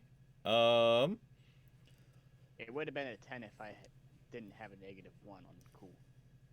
So you can definitely run and book it to Valraven's place. But the shortest route will take you down the street through shops and main traffic. And you are kind of cut and bleeding. The price to pay... you could also just run... You might put yourself under undue stress booking it straight there, which might cause you additional harm. Yeah, I think that's it. You can get there safely out of sight of other people, but you might take an additional harm over the time of being out in the cold, because I imagine you didn't take a jacket, right? You just dove out the window. Joel, do you assume that there's any point that Thomas actually does not have a jacket on? Yeah, but this is below freezing with wind chill, right? Yeah, that's fair. So you might take some exposure damage to get there safely but unseen, Yeah. or you can get there I'll take it. quickly but very loud. Question is, do I really not want to? Oh, well, that. Yeah, we'll go quietly and deal with the harm. Okay. Yeah, so you Since I was completely unharmed before this point, so. So you book it out onto the sidewalks and just dead run straight down the street. You bob through a couple of alleyways. You get to downtown. You're kind of snaking in between streets, taking the long way around at some points. So we're going to go ahead. We'll just do one more harm, just from cold and staying out for so long. It'll also take a little bit Question. extra time. Question: Was was my phone still on the call with Astrid? Yes. We're getting to that in a second. So So I as was you, just like listening to this, like, as you start to Probably run heard a crash. and you get away, you start to like take hold of yourself, what's going on at the moment. Astrid, you hear the conversation. You hear Thomas say that you guys are already at the location trying to free the house. You then hear the queen try to offer him some type of deal, and then there's a crash of glass. You hear Thomas yell out in pain before hearing somebody run for a great amount of time. And eventually, I'm going to say through running and maybe undue stress, maybe he butt hangs up. But that's what that call's like. But yeah, Thomas, I'm gonna say you eventually get to Valraven's house after a good amount of time. But more importantly, I don't think it's safe to say being sensitive didn't glean anything, right? I mean, just cold, evidently. But still, would give Val pause, and probably have to make a few explanations to Amina about why he had that reaction. Yeah. And as you two are having this discussion about, like, oh, are you having a heart attack? Are you just acting weird? You hear furious hammering on your back door. I go and look through the peephole, and then, upon seeing, immediately open it. Wait, what happened? No time, Val. Get the car going. We need to get out of here quick. Wait, we have a back door? Evidently, It's a fancy it's apartment, It's okay? a fire escape. It's a fire escape. Back Oh, door. okay, that makes more sense. I've been climbing in the windows this whole time. Oh yeah. Yeah, we'll kind of grab the larger medical kit on the way out the door, and just hustle everyone down to where Val keeps his car.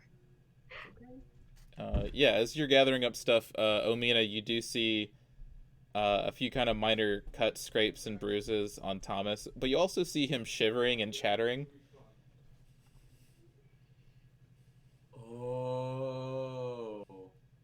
Oh, this is gonna be real bad.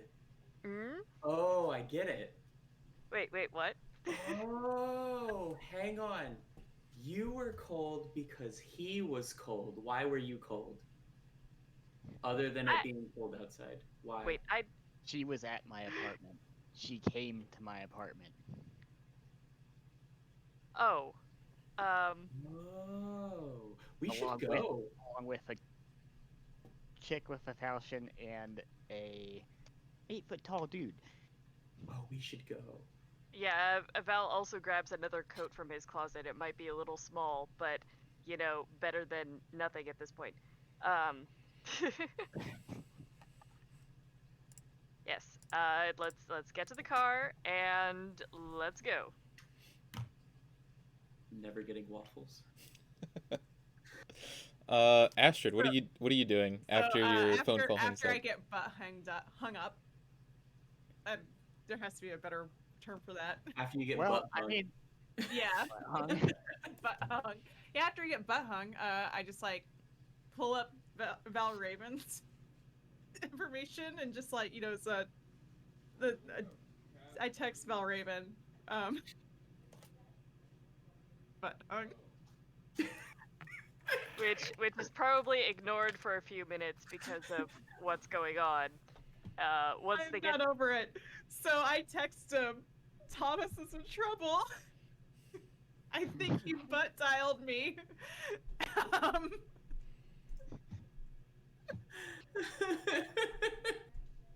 No, I butt hung you. I purposely dialed you. Well, semi-purposely. Yeah.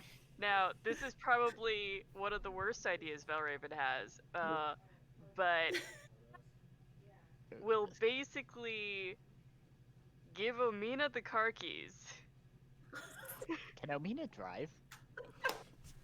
Does Omina have a license? I guess is the question. Okay, the first Well, I question mean, is she doesn't mutable, have the a legal- second, no. She doesn't have a legal license. Well, Well, we gotta Omina back Harker up. does, but Whose keys are these? Yeah, what car do we have? Astrid has Val- the car. Val's car. You know, Remember the one Val that has he usually car? keeps. Old-fashioned car that we didn't take the things because Yeah, it was yeah, too the old- red out Is it in an the forest? Aston Martin The that you old- only bring out during the summer months? Yeah, the old-fashioned car that does not do well in snow, but really we don't seem to have a choice right now. Gotcha. Okay. This is- I like to think that Valraven tosses the keys to Omina, and Omina has that mental flashback to the Thor movie, where Loki's like, "You must be really in trouble if you're asking me for help," and you look at the keys as they glisten in your hand. Do Omina's people styling? Oh yeah, we're gonna do this. I'm gonna drive a car. This is gonna be great. It's like, now, in this weather, chances are the roads are going to be fairly clear of cars. So you are going to carefully make our way to the Waffle House Carefully.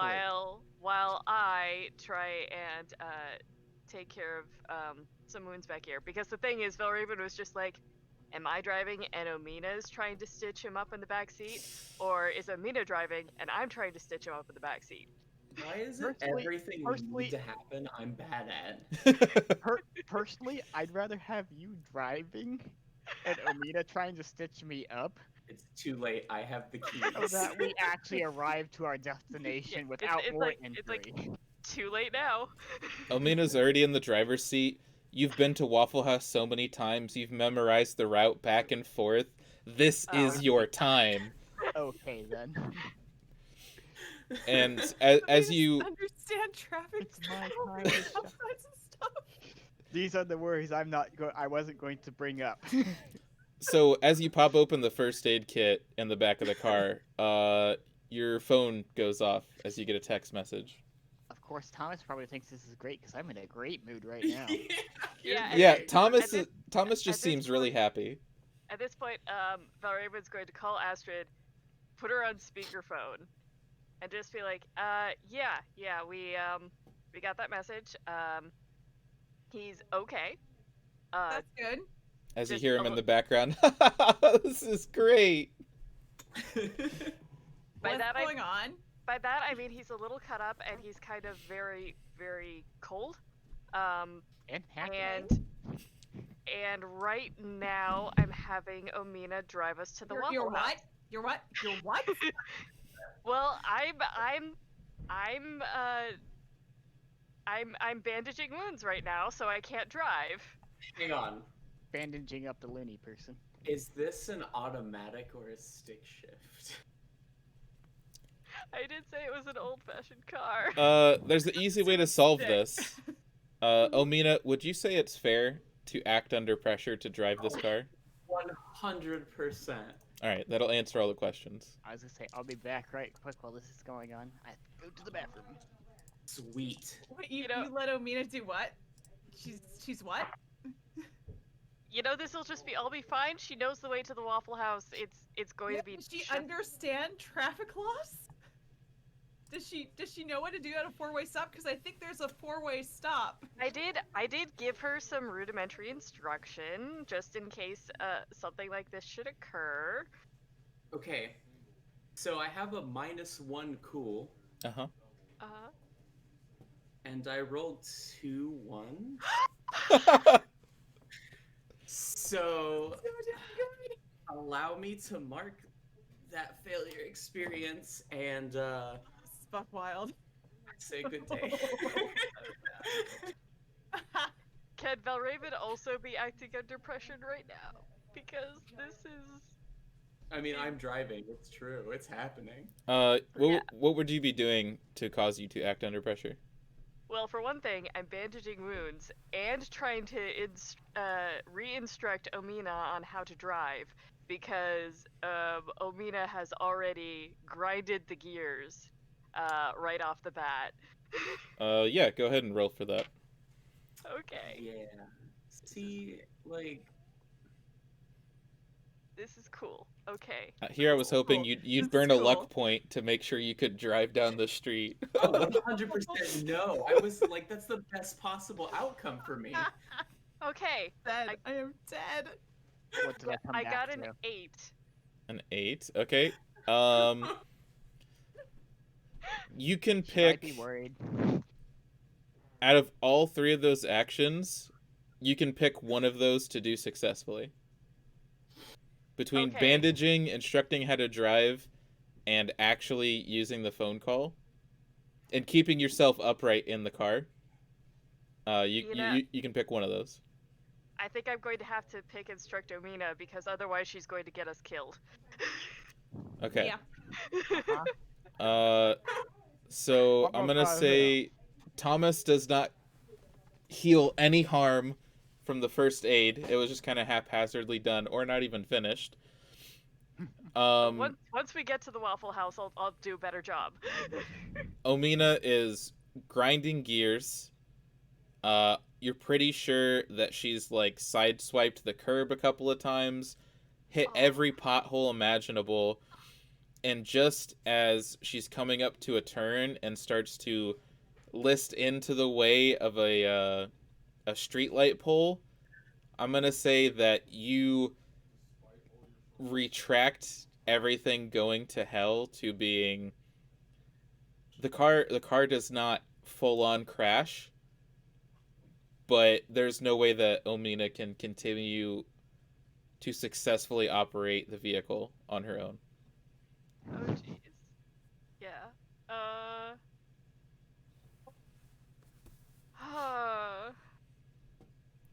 So you probably got like a block or two before you Yep. stopped moving altogether.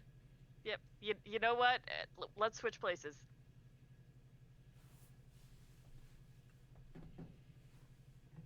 All right, so I'm pretty sure Valky Raven can drive no problem. Yeah.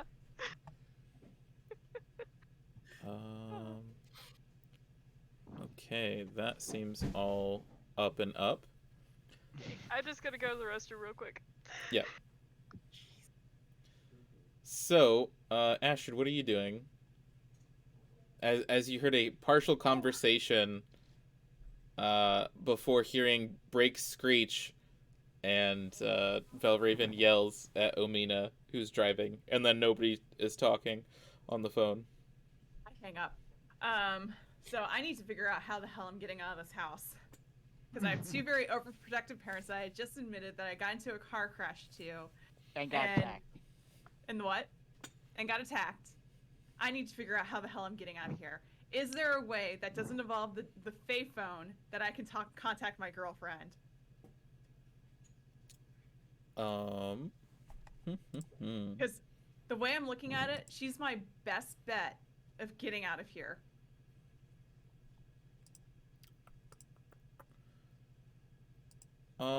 Possibly. Do you have any specific playbook moves that would help you?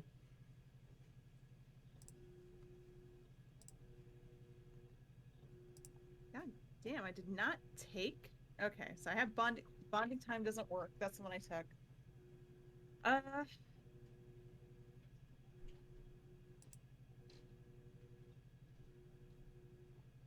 The only one that would be applicable is I am theirs and they are mine, but I did not take that because I'm like, that's kind of freaky. Then your best bet is to call up the I have number one- that's on her business card. I need that business card back. My dad has it. Yeah, so if you get up to go and retrieve the card, of course he's going to ask you what do you need a caller for? I got that for you. Well, Dad, I am an adult, and I think I need to call and check for myself if they've caught that guy. Give me the card. He kind of like waits a moment, and as he hands the card over to you, he's like, I thought millennials hated talking on the phone, and gives you the card. Snatch it away. Well, this is official, and if I'm going to be a functional adult, I need to learn how to talk on the phone to people. He kind I of hate that I'm playing into this. God damn it. he kind of smiles a little bit and nods and hands the card over to you, and he's like, all right. Thanks, Daddy. And I go up to my room. Yeah, so you would like to call Special Agent Jess, right? Yes. All right. So you give the phone number a call, and you're not sure what to expect. Like if it's like the Fae phone, if you're expecting a department, and as you call, it gives you that like operator phone tree, of like, oh, just like your call will be recorded for blah blah blah, and it eventually rings a little bit, and connects you, and you hear on the other end, Special Agent Jess. Hi, Jess. It's Astrid. Oh, So, Hi. things you know how you didn't want me to get involved in stuff and like stay out of danger, but at the same time to It's tell too damn you late. when stuff went bad or stuff, something happens. I'm guessing all of those have Yeah, happened. all of those have happened. Mhm. My friends are in trouble. I am stuck at my parents' house. I need to go out and I need to meet up with them. You have the car, right?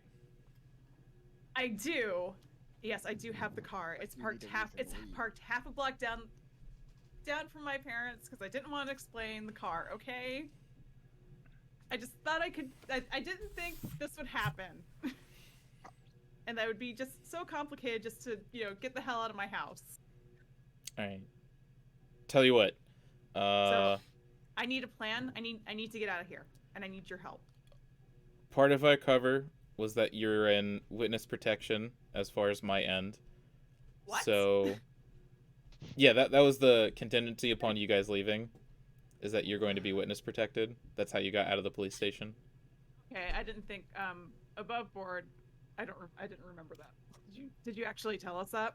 Yeah. The only way the two of you Yeah, are getting out yeah. is under the care of Jess, and that you're Okay. going to be squared away as informants. Oh, okay. Exciting. That's cool. I think. I will retrieve the vehicle. Okay. I will come by and say I'm making sure that you're okay, and that we just had a couple of people for you to identify at the station. And seeing as how you don't have a car, I can give you a ride over to the station if you want. Okay. Awesome. This is And- the most awkward way for your girlfriend to meet your parents. I know. And they won't even know from this that This is I'm incredible. such a mess. I would like to point out that none of the chaos I have caused is my fault. We can continue. Yes, I know. I don't Right. think any of this chaos is any of our faults. I It's mean, we're my being choices are hunted sneak now. out of my house and worry my parents, or come up with a really good excuse, or have a really good excuse prepared with the help of my Faye girlfriend to get me out of the house. You guys are gonna need some couples counseling after this. We are going to need some couples counseling because this is not a healthy relationship. You probably should have gotten some of that too, but we can talk about that later. Yeah. Okay, Astrid's just a mess. She doesn't know how to do relationships. Okay. So Jess says, look, there's a lot of crazy things going on over here on our end. There's crazy weather. Things are getting a little out of control. I mean, I will get there as soon as I can, like maybe 5 or 10 minutes. All right, great. Okay, just message me when you get here. I don't know. I don't know. I guess I'll figure it out. Yes. She says, sounds good, and then the line just hangs up. Okay, I'm gonna go to my closet and dig out my winter coat and my winter boots. Okay. And And then after some time, you see the familiar SUV pull into the driveway, at which point your parents are like, who could be here? And you see Jess, sunglasses, trench coat, boots, whole look, walks up to the door and knocks on the door. And this is probably when you're coming down from your room, dressed up for scarf, mittens. winter clothes and everything, when the parents answer the door. And Jess already has the badge out and says, I'm Special Agent Jess. We may have found the person that caused all this trouble, and we were just wondering if we could get Astrid to come down to the station to identify the person. Suspicious at all. I'm dressed up and ready to go. And your mom kind of turns around and she's like, oh, well, that's great, as long as they catch that guy. I mean, she was attacked, right? Yes, Mom. I told the special agent here everything, that I was attacked. And yes, special agent, I will go with you to see if I can identify him. And you see your dad also makes his way out of the kitchen with his phone on his shoulder, like he's on hold. And he kind of like looks over at like the badge she's holding. He's like, well, all right, as long as you guys get this figured out. And he kind of like ducks back into the kitchen. Where is his rifle right now? And does Jess notice it? That was more like angry protective dad. I'm aware, but he brought it out. Where is it? I want there to be another awkward conversation. It's probably in the kitchen with him. But also, you know, if police knock on your door, you're not going to have that laying around, eh? Yeah, so your mother kind of like makes sure you're all like double bundled up, and it's like, all right, well, you know, give us a call when you're done. Yes, I will. Bye, Mom. Make Bye. sure Dad doesn't worry too much. Oh, I'll take 'Cause care of him. He worries too much. I'm worried. It's not good for his health. Well, make sure you're okay. I'll deal with him. Is he taking those anti-anxiety medications that the doctor prescribed? You know how he feels about doctors. Anyway, I get know, going. but he needs to. Oh, okay. And she kind of like closes the door, but you can kind of see your curtains by the window move, like she's watching you as you get in the car and leave. I walk a little too fast to the car and get in. So yeah, you hop in the passenger seat, and there's some new things in the car. Oh. What are these new things? What do I see? So tucked in between the driver's seat and the center console is a scabbard containing a silver rapier with the mark of the Winter Court on the handle. Mm-hmm. And in the back seat, there's various boxes have been torn open, clothes are strewn about, items are scattered around as if Jess was searching for something. And she kind of hops in, closes the door, and probably pays attention to you maybe 5 to 10% of the time, but like starts up the car and We're such a loving couple. is like very business-like, all right, where are we going? All right, we're going to the Waffle House, and I brief her on everything that I know. Which is probably not a whole lot. Which is not a whole lot, but I do leave out the part about the contracts, okay? Okay. But I just tell him, like, my friend Thomas has been visited by the woman they're looking for. I do not have her name on me at this moment. The Winter Queen, Yeah, the Winter Queen, right? who was offering him a deal, and he jumped out the window. Yes. All right. And that we're now heading to our meeting place, which is the Waffle House. It makes perfect sense. Yeah, she kind of takes it in all very like business-like. And after some time where you're like unsure if she's maybe upset with you with everything that's been piled on and the responsibility that you've just kind of like, hey, I need help with this thing. She eventually breaks the silence and says, so those are your parents, huh? Yeah. Oh, Yeah, my dad boy. worries a little too much.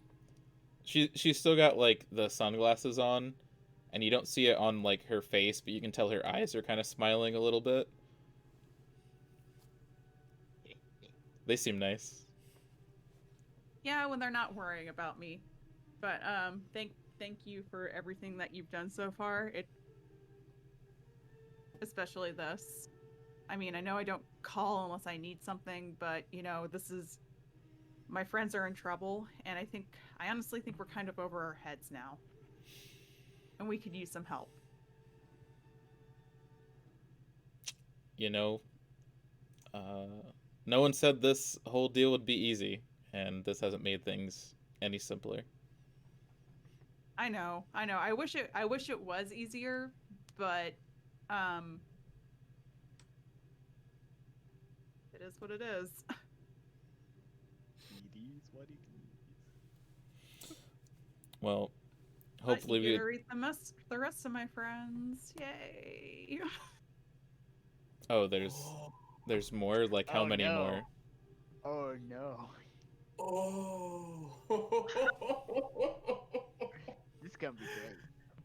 Oh, I was not prepared for today.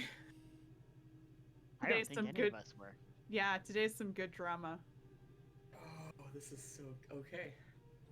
This is where we are currently. And then the SUV pulls up to the Waffle House as the other three of you are already inside. Which begs the question: where's our bird friend? Is it just in the car? Yeah, was bundled with the rest of the children. Yeah. Okay.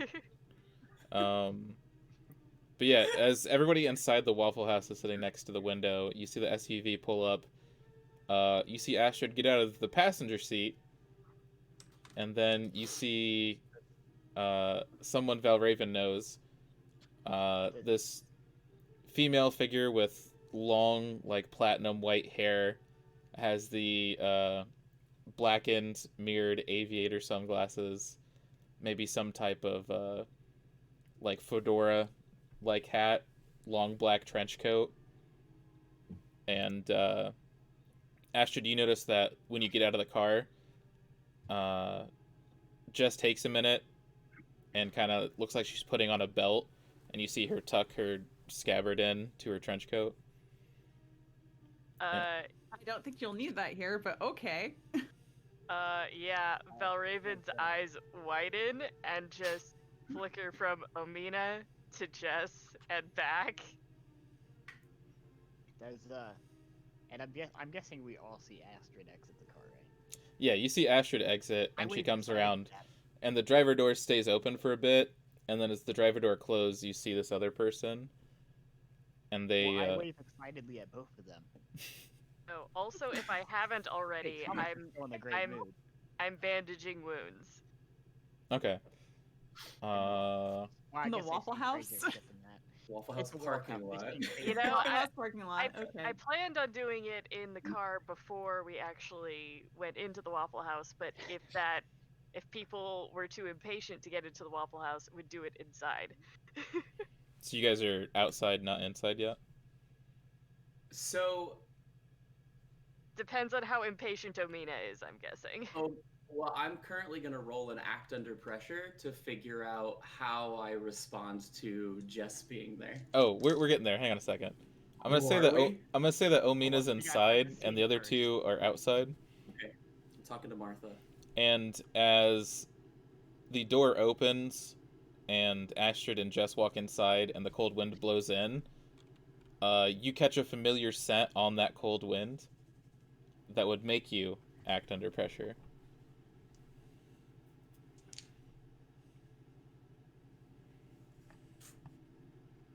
I got an 8, which Alright. is incredible and also vaguely disappointing. What are you attempting to do?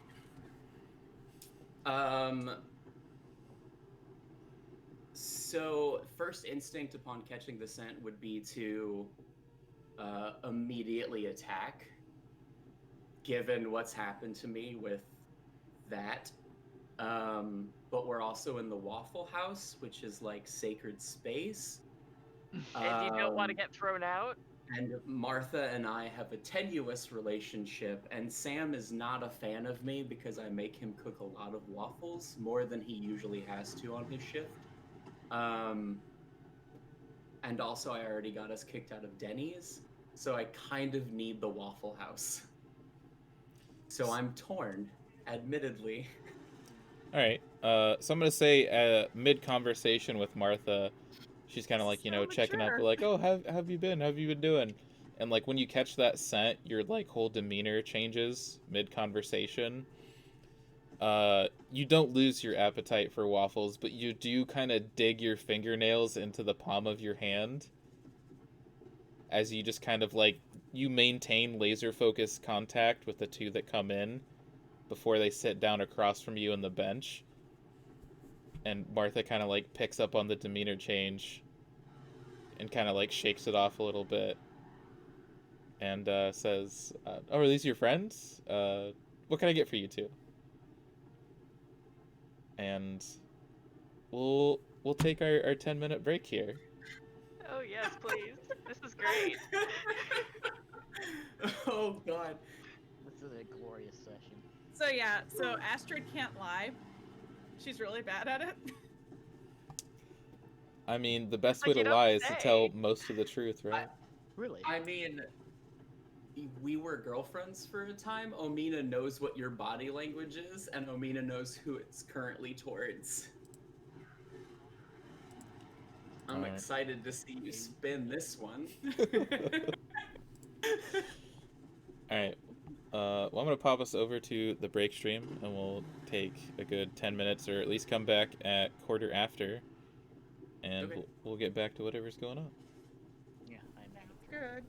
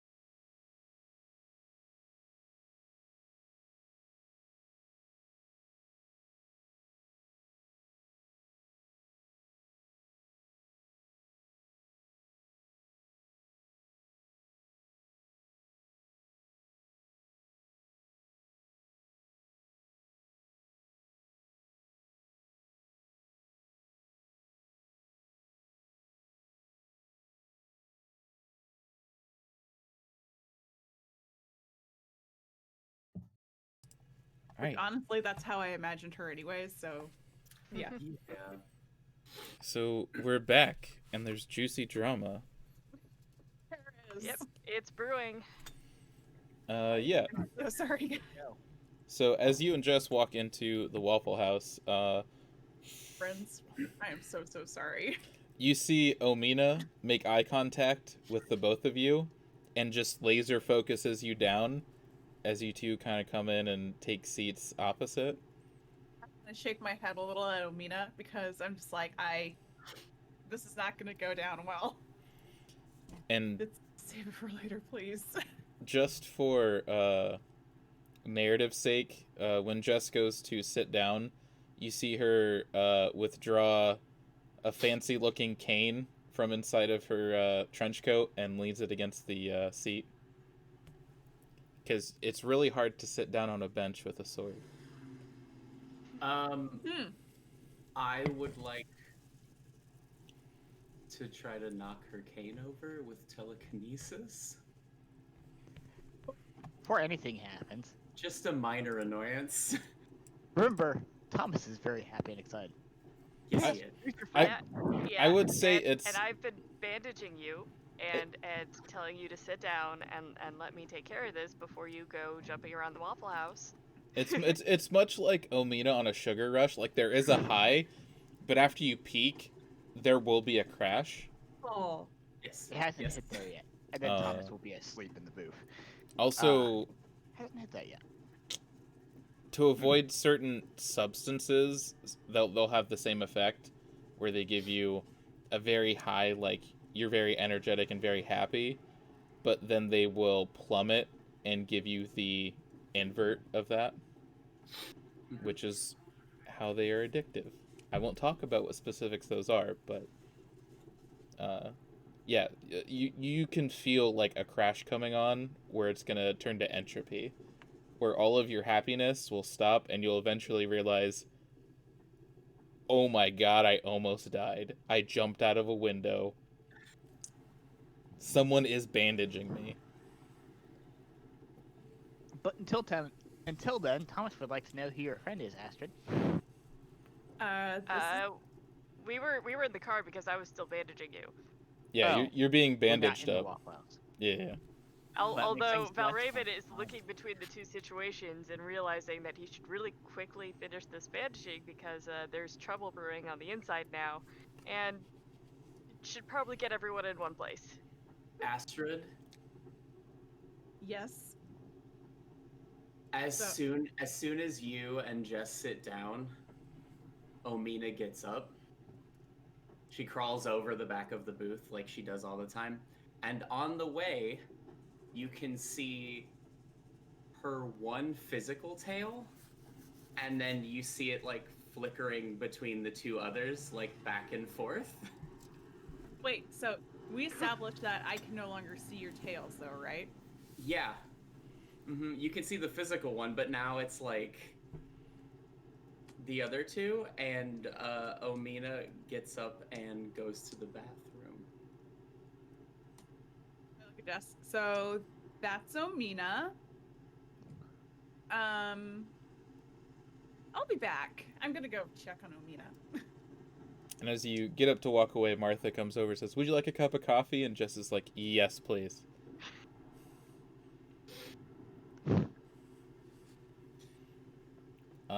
So are you going to mental brain power the cane, or was No, that just I decided against it. okay? I was going to, and then I was like, you know what? Actually, And then to clean up numbers, Thomas, you had 2 harm, right? Yeah. I'm gonna say I think medical attention reduces it by 1, which makes sense. I'm gonna say the like physical bandaging takes care of like any cuts or scrapes, but Yeah. I'm it's not like sure how bleeding's you. now stopped, but he's probably still hurt. Yeah. do we heal harm between sessions, or is it like the very end of the giant overarching thing? I'm gonna say it'll be like a little bit of D&D rules. Like if you guys have a good like sleep, I could see that healing as well. Because I had 1 harm left over from last time after I got medical attention at the vet. Yeah, I'm gonna But say if you had the medical attention, and don't you have like, I have fast healing, but I have to be getting attention for it first. Really? I'm gonna say like taking care of yourself, sleeping somewhere nice, and like not overdoing it. That'll clean that up. Okay. Define nice. It was Not inside. not exerting yourself and transforming while you have a hole in your body. Just gonna keep bringing that up. So it's check marked off. Good. Yeah. Unfortunately, we can only track physical harm. I was gonna say emotional harm is off the charts right now. Or I think everybody, pretty much all characters are emotionally harmed at. We're in all some way at this emotionally point. compromised. So, just for my benefit and maybe the audience's benefit, is this what a bathroom meeting is like? Is this what's happening? Yes. I'm unaware that it's going to be a meeting until Astrid comes into the bathroom. I'm just trying not to. I'm gonna go break things in the bathroom. Realistically, that's what's happening. I am checking on my friend. I'm trying to not destroy So yeah, as real things, but I have to process somehow. as the gas hinge on the door slowly closes, you're waiting to hear the door like clunk behind you, but it catches and it opens again. And Astrid is there. So I'm not going to state the obvious and ask if you're all right, because I know you're not. Then why are you here? Because I want to check in on you. And I care about you enough to check in on you. And also, I want to apologize.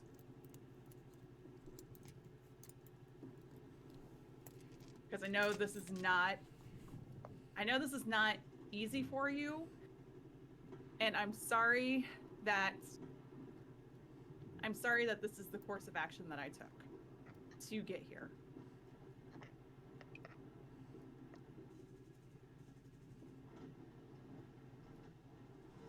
Omin is leaning on the sink and like she's like bearing down on it, right? And like chunks of it crack off in her hands.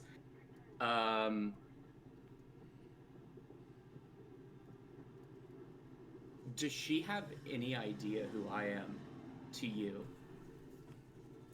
No, she doesn't actually know any of my friends. So she doesn't even know Val's real name. And he's met her.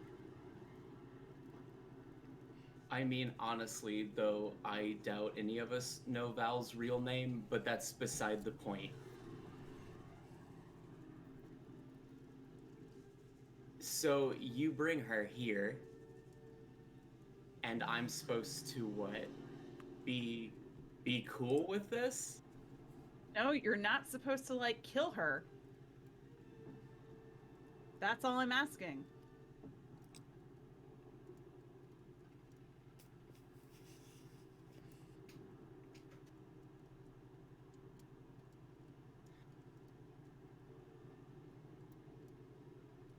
Like, I know that you're not going to be cool with it. And again, I'm sorry that this is what I decided to do to get here. But also, I think we're kind of in over our heads. And we need help, and she can help.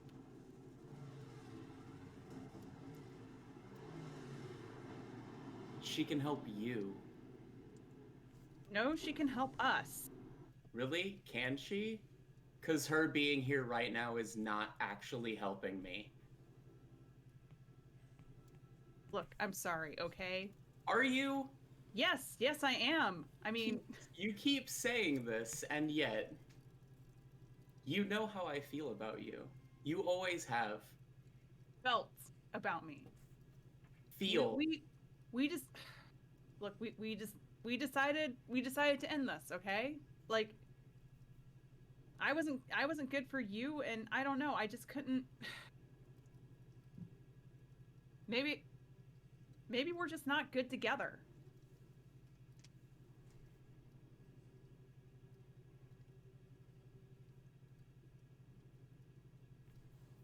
Well,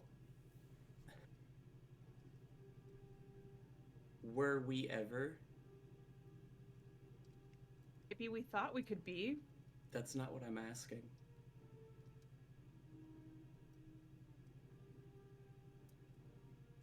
No, I don't think we were good for each other. I don't think I could understand you in the way that you need to be understood.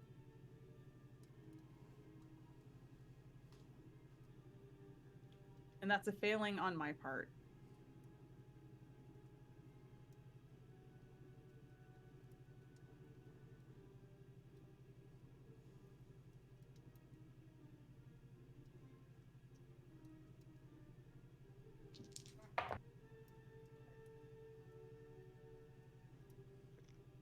Omina screams and smashes the mirror and then leaves the bathroom. Did you just roll to kick some ass against a mirror? Maybe. It did a lot. It did a lot. Holy shit. And as I let her walk away, looking at the mirror, Oh, let smashed her to bits, walk I'm away. just like, well, it didn't go as bad as it could have. For the rest of you, Omina leaves the Waffle House, changes into a cat, and is gone. Shit. Oh, great. So yeah, Omina leaves, and you finally finish bandaging up Thomas. And he's like, "Oh, hey, look, there's Omina," and then Omina turns into a cat and walks off. And that's when you're That just bring me down from my high. that brings you down from your high, and you're like, "Oh." Sorry. And I was This just is like, sad. oh shit. Oh, God. Well, And now let's get you have- inside. And now you have depressed Thomas now. No. No, this is. All right. Well, let's get you inside and get you some coffee. Get you something to eat, and at least you can crash in the booth, which I think is more comfortable than the back seat. So you guys file into the Waffle House. Minus Omina, there's actually room enough for 4 people, 2 on each side of the booth. But as you guys file into the booth, there is an untouched waffle sitting at an empty spot where nobody was sitting at. Yeah, Val looks worried at that. and just kind of like looks up and just is looking a bit questioningly at Astrid. For the record, I messed up.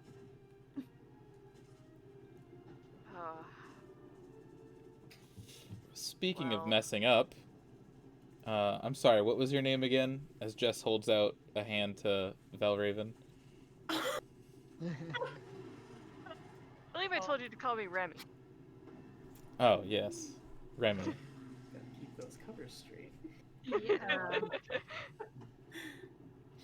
And then Yeah, Jess... in any case, Val at this point now has a peacock, because is on a leash. Mm. Yes. Jess then changes, like, it's the whole Terminator thing, like the shoulders shift with the head and looks at Thomas. And you are? And she holds out a hand again. Thomas, I say very tiredly. Whilst eating string cheese. Hey, you leave me alone. Thomas just pulled string cheese from his coat, and he's like, he's on the downhill, and he's like, Pocket cheese. Well, if it came from the coat is Valraven's. That is Oh, that means Omina put it in there. Who knows how long ago? Aw. So after Jess Oh. shakes your hand, she kind of holds it for a second and says, "And you're one of Astrid's friends, right?" Yeah, guys, this is Jess. And Thomas, when you look up to look at her, you notice there is a trench coat and glasses and a hat and a cane. Do I notice the cane isn't actually a cane? The cane is in fact a sword leaning against the bench. This person has very... You can kind of see past a little bit of the human guys. It's like very alien. Like how you might imagine like elves might look. Like very slender, very alien kind of facial features, not human whatsoever. I kind of give a side glance at the sword propped up against the table, look back, and cock an eyebrow. Just kind of like looks at you, tilts her head to the side a bit curiously, and then puts her elbows up on the table and kind of steeples her hands together. I am person of interest number 1 today, it seems. Yeah, it's you gave that look of it's not just you, but like you're seeing through.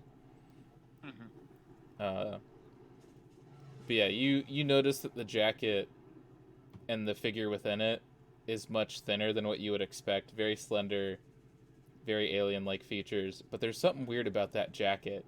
It just feels weird to you.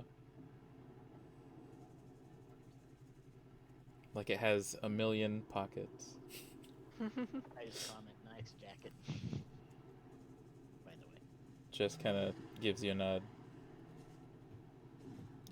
So, I've managed to pull the two of you out of a fire.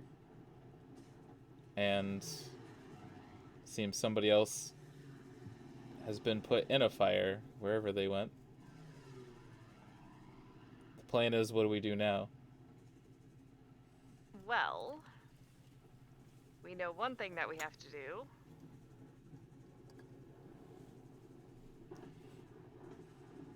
After all, I look expectantly, like you're leaving. Like, yeah.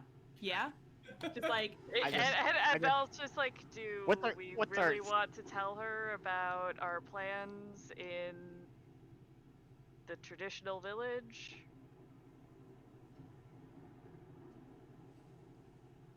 I think we need to tell her what we can.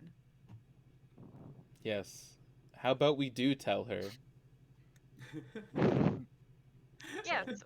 Well, in the interest of maintaining the balance and, preventing this endless winter situation from happening, we know where the location of Baba Yaga's house is right now. Baba Yaga's house is missing. It's not missing, we know where it is. No, because I say it for Jess's benefit, because I don't know if Jess knows this yet, that Baba Yaga is technically running around powerless. Interesting. That would explain a few things on our end. The house is missing, but you know where it is? Oh, they didn't hide it very well. Well, I mean, they hid a needle in a haystack, but, we do have a ritual that we need to perform in order to... Return it. Yes. So her sharp eyebrows raise very high at the word ritual and kind of looks around at all of you. And who amongst you knows how to do rituals? Well, we have some very detailed instructions. And between all of us, we should be able to pull it off. It just might be a little bit more difficult. She does take a knowing glance at Thomas's like shyly raised hand. Let's see, and can I see this instructions? I would suspect and- that Evolveless Valraven probably has it. Yeah, he does. He goes ahead and pulls it out. Pulls out the paperwork. She takes the paper, kind of looks it over, looks on the back of it, and inspects it. So you're running errands for her, are you? Just the one. At only harm to yourself? You don't have anything to gain from this? Besides your lives, of course. there's a possibility. Did she trick you somehow? Is this the only way you get out of the deal? No. I mean, it should help with resolving the whole everything getting colder problem, which I think we all can agree we don't want to have happen. I mean, technically, we were already very invested in the whole endless winter thing not happening. And this way...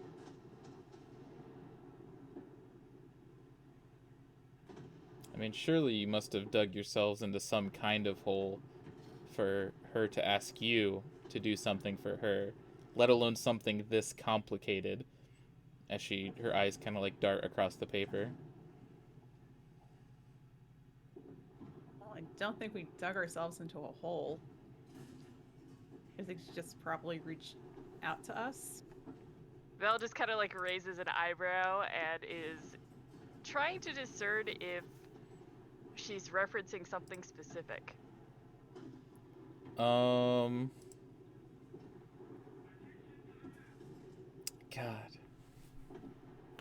You know what?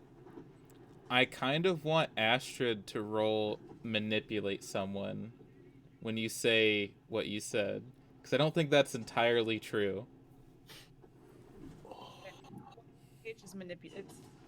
Manipulate going on. Roll plus charm. Roll plus charm? Okay. Basically, you're giving them information on a 10 or plus. They'll understand and follow along for the reasons you gave them. 7 to 9. It's the same thing, but you have to do something to show that you mean it. But if you ask too much, they'll tell you what, if anything, it would take for them to do it. And on a miss, there's bad stuff. There's always bad stuff on this. So I rolled a 6, or I got a 6. Is that 6 with your plus charm? With my plus charm. 4 on the dice, 2 charm. Okay. So it's funny.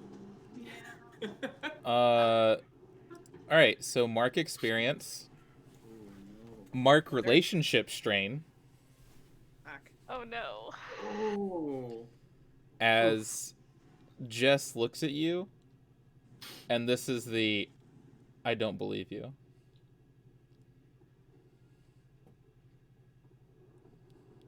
And Val at this point is looking back and forth going,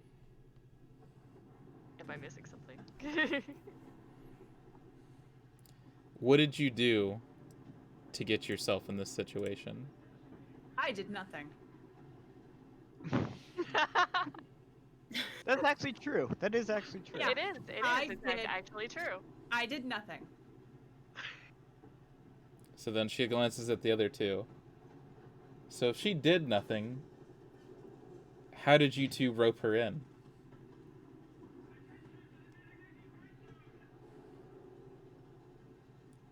Above It's all, like- clarify some things.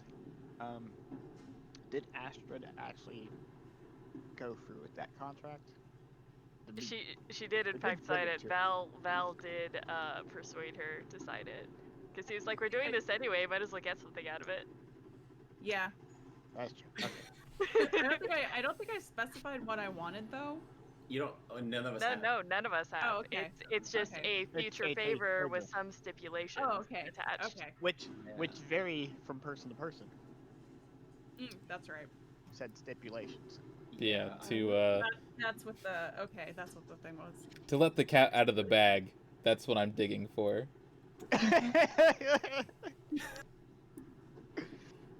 It's like, but okay, who is she trying to pressure to let the cat out of the bag? Well, let's put it this way.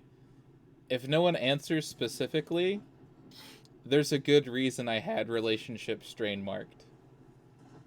And that's the end of it. If nobody answers, she won't press you. Honestly surprised there's not more relationship strain here, but okay. It's like, is Astrid like looking pleadingly to Val to say something, or is this like we are clamming up on this and not? She's just glancing between the two of you, like, do you guys have something to say about it? for it. I'm not saying anything because I think Jess warned me about signing contracts with Baba Yaga. Yeah. She yeah. 100% And Val did. warned Valraven as well, and Val said that Jess is not going to learn about the contract from him. Mm-hmm. So yeah, if you two say nothing, she sighs deeply and says, He's just like, well, really, we were always going to go this route. yeah, well, here we are. With a ritual, nonetheless. That calls for 4 people. And one of us is missing right now. Yeah. Amina will be back. I don't know if she's gonna be back. So, Oh, she better be back, or else I'm going to find her. Well, you might as well start looking because she was very upset. so where is this house? Can we go there now and start? I think it said something about nighttime in the instructions, but you know, I want to get a good look. Well, it Well, if may the be ritual- now being watched a bit. What? I'd What say is it now? everybody's eyebrows at the table goes up.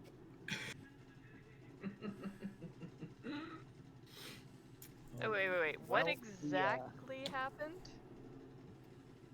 See, the Winter Queen may have mentioned something about knowing that Baba Yaga was looking for her house.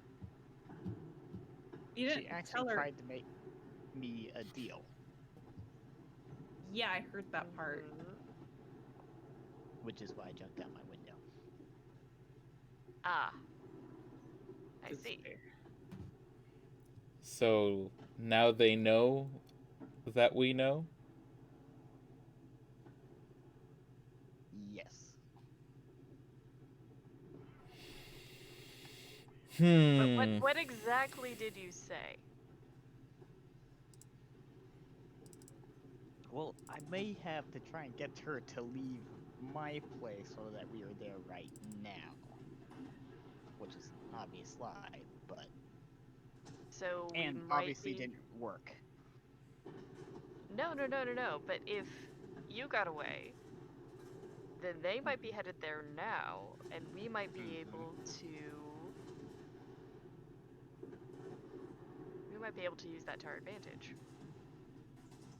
Although they will be setting up a perimeter now, so it'll be much more difficult to do the ritual later on if we don't come up with some sort of distraction or attack strategy. I mean, at least this way we know that they're going to be watching for us. I mean, obviously they've been watching us. They came to my apartment. Astrid, real quick, what's your relationship status at? I've just marked 2 off from it, so it's like I have 1, 2, 3, 4, 5 check marks before it's broken. Okay, yeah. There should be 1 from our thing, 1 from the luck, right? I think that adds Yeah. up. Okay, cool. Yeah, that's I've been marking it off as it occurs, so yeah. Okay, cool. Just because now I understand how this works, can you roll plus charm again?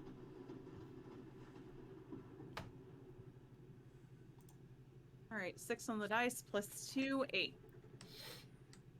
Okay. So under bond abuse options, pick one of those because I have to make up for the signing the contract because that's strictly against.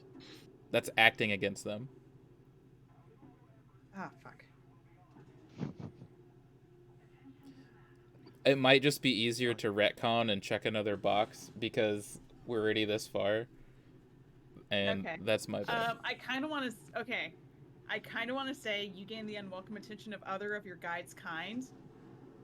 Okay, I 'Cause can do that. could be fun. Let's see. Or someone who should know finds a clue about your relationship with your guide. That could be fun. I think we did that from luck, which is how Valraven knows. Yeah. So we'll just say it gains the unwelcome attention of others of your guide's kind. Let's make this more difficult. All right, cool. So I have to mark off 1 more relationship. No, You mean make it more interesting? One of the bond abuse options is to mark off a box, but if you roll somewhere in the middle, you get to pick. Oh, okay. So now that we got that cleared up, yeah. So where do we go from here? Well, if we're going to need to have an attack strategy, I need to find Omina. Because I don't see us being able to succeed without her.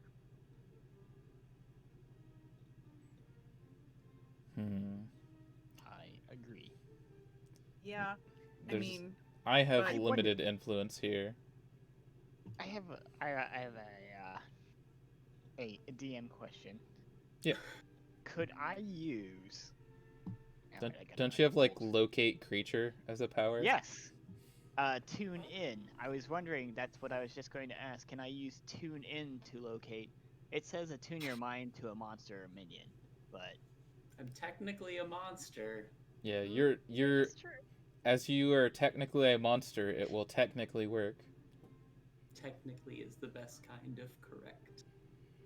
Or I could say that Omina is partially a monster and it will partially work, but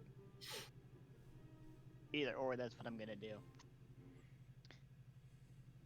I say to And Val could help out. Raven, I'm like, hey Val, I think I can locate Omina. Hey, while we're figuring this out, sidebar. Hey Liz, yeah. where did Astrid and Omina go on their first date? Oh no, I don't know, because I don't know if they met like while she was at college or like after she got back and was like, It's you know, definitely in town. it's definitely in town. It's in Okay, town, yeah. they went trying to think of a really seemed like a good idea place at a time, but actually was not. Because that Makes seems to be sense. like Astrid's way of blundering into relationships. Seems Look. like a good idea at Like the her time. but cat didn't toy turn from out. last time. look, Yes. I It was had just, like this really shitty gift. I had a let's be first honest. date where we got ice cream and that got all up in my beard. So I mean, I'm right there with you. Oh, okay. So something that seemed like a good idea at the time, but actually wasn't probably for Amina. Maybe something like coffee. Oh yeah, then she got like really. Then Omina just got like really hyper, and it was not good. It wasn't due to the caffeine; it's due to the amount of sugar that was put into it. Yes. I can guarantee that. So yeah, like that could be an option. We know how you are. Say like if there's a zoo, like the zoo. Oh. I think Lily likes that. Yes. Yes, we went to the zoo. By the way, with it being like winter, it's likely like, or with it being late fall, the possibility of the zoo being closed is for the season. Pretty high. Yeah, pretty high. Might have to bring it in. Depending on the zoo. Well, and the fact that it's getting colder too. Yes. But there still will be like zookeepers there and stuff. Mhm. So yeah, I took Omina to the zoo thinking that, you know, hey, it's a cute first date, but didn't think that like, oh, these are animals that are in cages and Omina wouldn't like that. So anyway, end sidebar. Continue, everyone. Yes. All right. So Valraven was going to help out with this location. Yeah. I should probably get back out of full screen again and actually look at that. Yeah, give me your power usage here. It's a roll plus weird. Yeah, good. Where's the creature right now? It's one of the first questions on there, so that'll work. Yeah. Provided you're successful. Ooh. Hey, now there's a reason why I cleared out space on this bed. It's so I can roll without launching things off tables, because I'm notorious for doing that.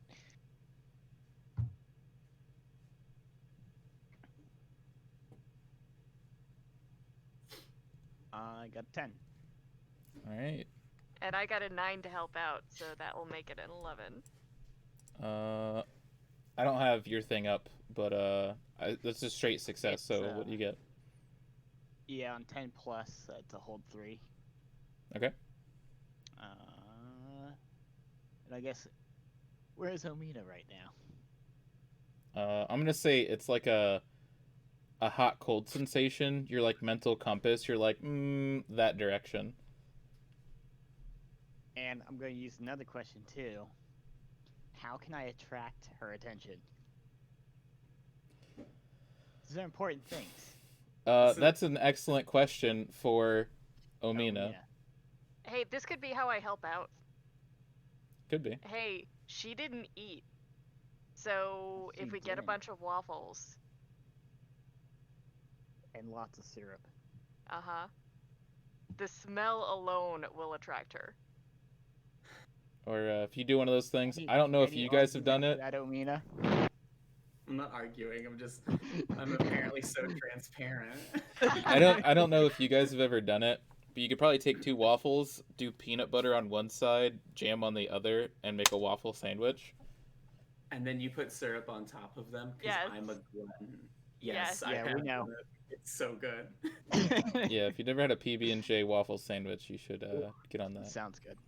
I don't think I've ever actually done it, but it does It's sound so good.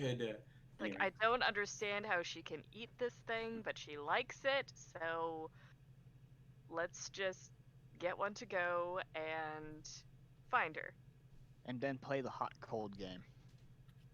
Yeah, your like mental compass will give you like a direction, and it'll give you like a stronger signal. Like however your power manifests, it'll be Well, like I rolled high enough to where there aren't any bad consequences for this one per se. oh no, there's always consequences to using your powers, but yeah, nothing extra bad.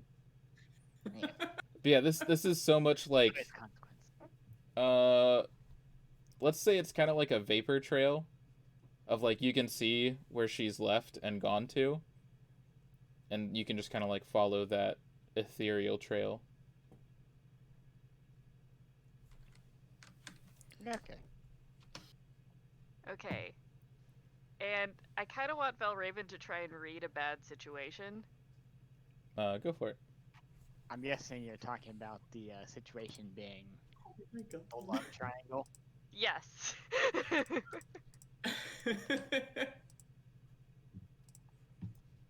Oh man. Plus sharp. Would be a 5. And you know what? I've been waiting to fail on something so I could level.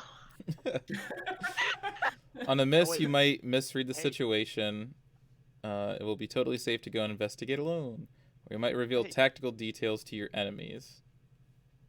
Question about how many rolls have I failed so far today? Oh, Oh no. Because I should probably mark that down as experience. Was it just Right? was it just the wanting to jump out of the window was 1? Yeah. The fact that I ended up in I think that's the only one.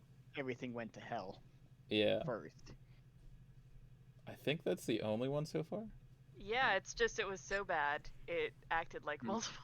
It felt like multiple, but it was really only one. Yeah. The one. It's like, and technically Val succeeded in only one of the 3 things he was trying to do, but still succeeded in the car. Hey puppy. And does using luck add experience, or is that just using luck? I think it's just using luck. Okay. There we go. Well, I do have a level then. Alright. From my one mishap. Do that right now. Why not? Yeah, so get that level figured out as we're traveling here. So I know what? what I'm taking. So, Jess is kind of like. So it seems like you've got a plan. I'm not quite sure where I fit in here. I mean, at the most, things are already tied up. I'm not sure how much use I can be. But from the sounds of it, it seems like they already know that you're going to be there. I mean, You know what? Give me a minute. And Jess stands up and lightly places her hand on Valraven's shoulder and says, "Let's have a chat real quick." Oh dear. My. Okay. All right. Bad Things get times. spicier. These are the bad times. Yeah. And the It's gonna be You great. keep throwing more capsaicin into the hot sauce. the two of you just go a couple of feet down from where their booth is, just at an earshot, Things get spicy. and just kind of looks at you. Mm-hmm. I might have to get in touch with your friend again. Oh. The one who I arranged to meet you. Yes. May I ask why? Because things are so tense that if I do anything, they will have to do something in kind. Ah. And seeing as how it affects both you and us, I would just rather be transparent with them about it. Do you want me to pass along a message, or do you need to contact him directly? If I could contact him directly, that would be great. I'm sure you know how it is we contact people. Yes. Couldn't be I will. Ah. She kind of, as you kind of like look up to think, she kind of grabs your shoulder again and says, "Look, let me borrow it. I will return it to you." You better. She's kind of a little taken aback about Damn. how emotional someone is about this person. Yeah, it's just like at that point I think she'll realize that his relationship with Fel is the same as hers and Astrid. I think kind of the gears start to turn within her head, and she says, "Look, Oh, And is that something on purpose? drop me off, or at least I can drive us over to the phone. I'll borrow it and hand it directly back to you." All right, that is acceptable. The only plan I have is if you have to go there to do this ritual, which is already a terrible idea for so many reasons, I don't think you can do it there with them all watching you. I might be able to talk to someone to try to make a diversion, but I want to make sure that the other court knows that it is not a power move. Things are becoming dangerous enough that we need to start to work together. I have to admit that seems like a better option than my diversion plan. Oh, what did you have in mind? I was gonna say, what was your diversion plan, by the way? Well, I have some contacts on the police force. Well, if your last altercation was any indication about how they feel about police, the more human lives we can save, the better. Yes, I was going to try and minimize that danger, but at the moment with Omina, it's like if we hadn't been able to track Omina, I might not have had much of a choice. All right. I will work with people on my end to figure out some type of mutual diversion on our parts. Just make sure you get the ritual right. This is probably something we don't want to screw up. I will do my best.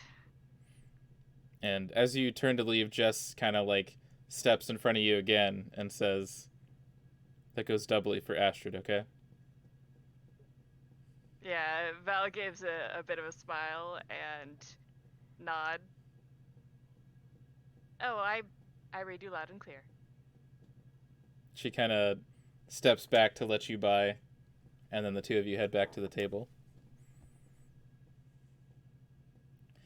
So I will be leaving to take care of some things on my end to hopefully buy you some time. But it seems like we need to prepare for whatever this ritual is. You still have all the ingredients, right? Yes. So then... We'll double check just to make sure, but I don't believe there was any situation where I they don't could have been believe- lost. Yeah, I don't believe we put them anywhere. At least we didn't say we put them anywhere specific. Well, so. Val probably still had them because he had all the paperwork. Yep. It's true. Well, if that's the case, then make sure everything's in order. And I have a call to make. And I don't know how we want to do this. If Valraven and Jess want to leave to go make a call. Yeah, I was thinking they're gonna leave to make a call, and then Val is just like, let me know where to meet you to find Omina. I will be. I will say, I'll be right back.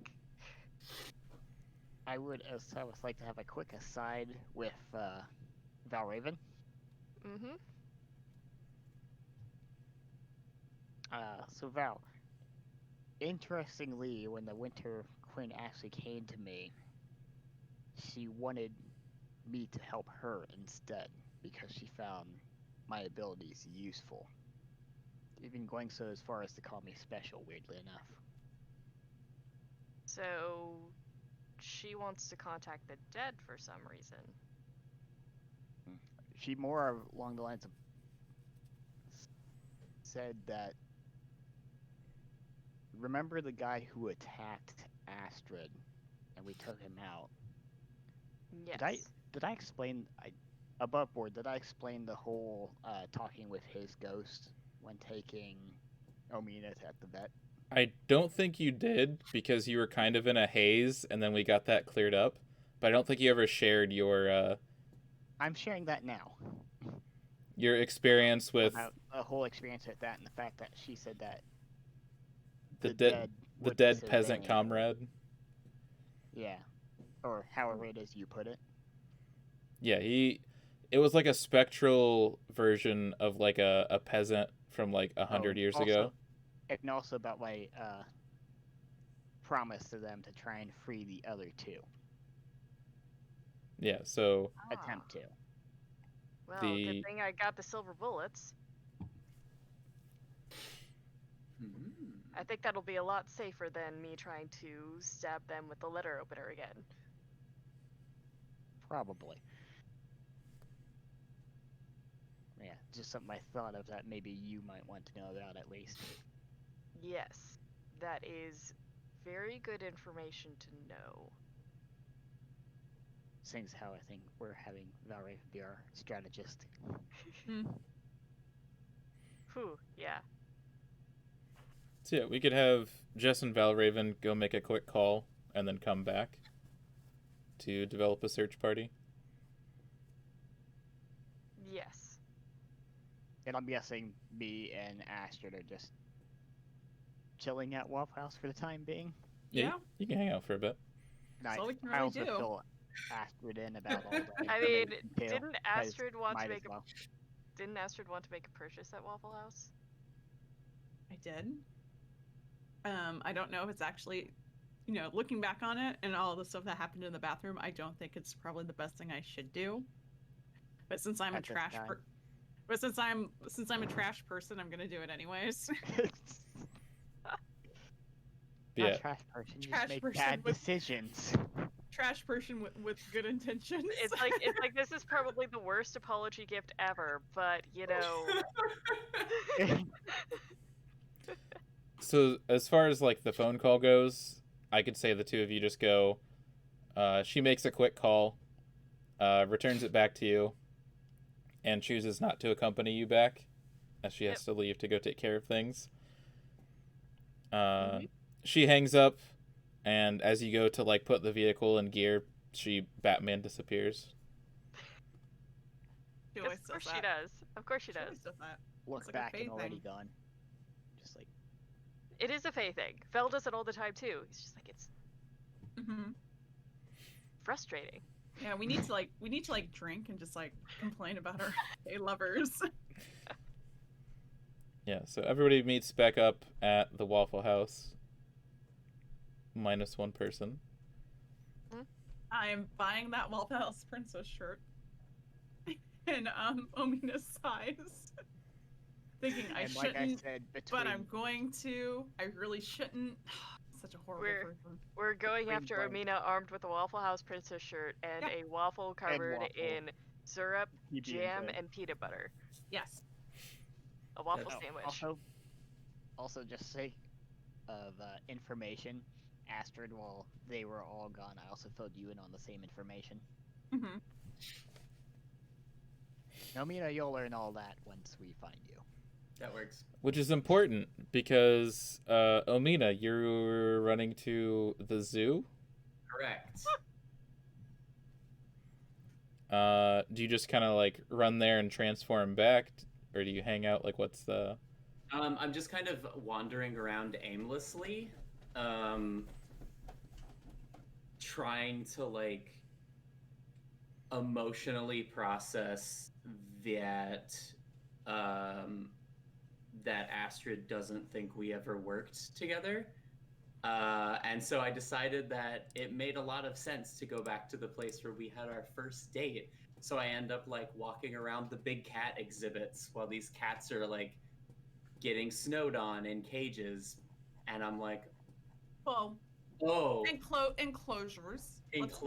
enclosures. But yeah, there's no like weird emotional symbolism to me being a cat watching other cats not be free. Not at all. Not at all. Yeah. This isn't weird. There's no reading into we can do there. None. No. No, it's fine. Anyway, This is fine as everything around you is on fire. at least my transition is going well. Yeah. So you're hanging out in house cat Mhm. form, yeah. Okay. Yep. Yeah, so you do get to hang out here for a little bit. Before you start to smell something else on the wind. Which is weird because you didn't expect to smell this again, let alone this far into town. But you do smell like wet dog. I knew it. And you see someone in a fur jacket standing down the road, or down the like sidewalk from the zoo,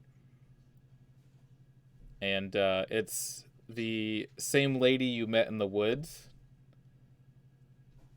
but she's got a nice little gash on her cheek. Yeah, is wearing a coat, like some loose sweatpants, like basically dressed in the Lost and Found from high school. She looks like every member of the Breakfast Club put together. Oh Yeah. man. That's an accomplishment. It's actually And- quite impressive. She's kind of standing there, arms crossed, just looking at you. Fucking of course. I will, still in house cat form, just sit down and stare at her unblinking. As cats do.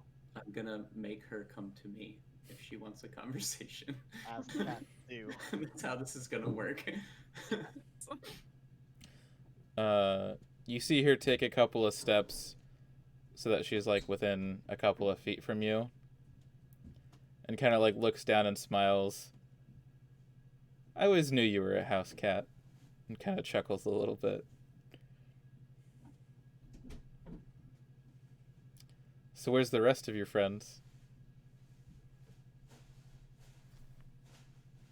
I mean, at this point, if I transform, I'll be naked and it's cold. But I'm gonna do it anyway. Sure. So I'm gonna transform, and I'm standing there in front of her,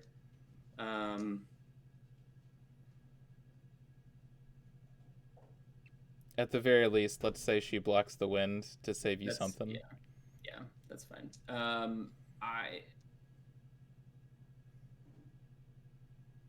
I will very, very pointedly say, and this is going to mean nothing to anyone who's not currently here, I'll say, well, Val and Thomas are at the Waffle House.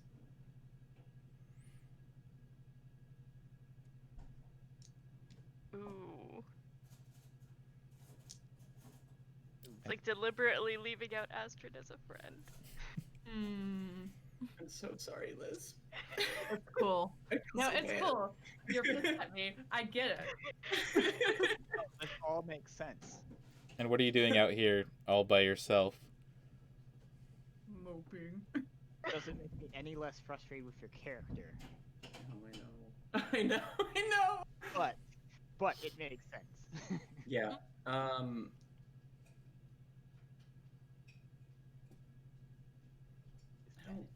don't know. What do you want?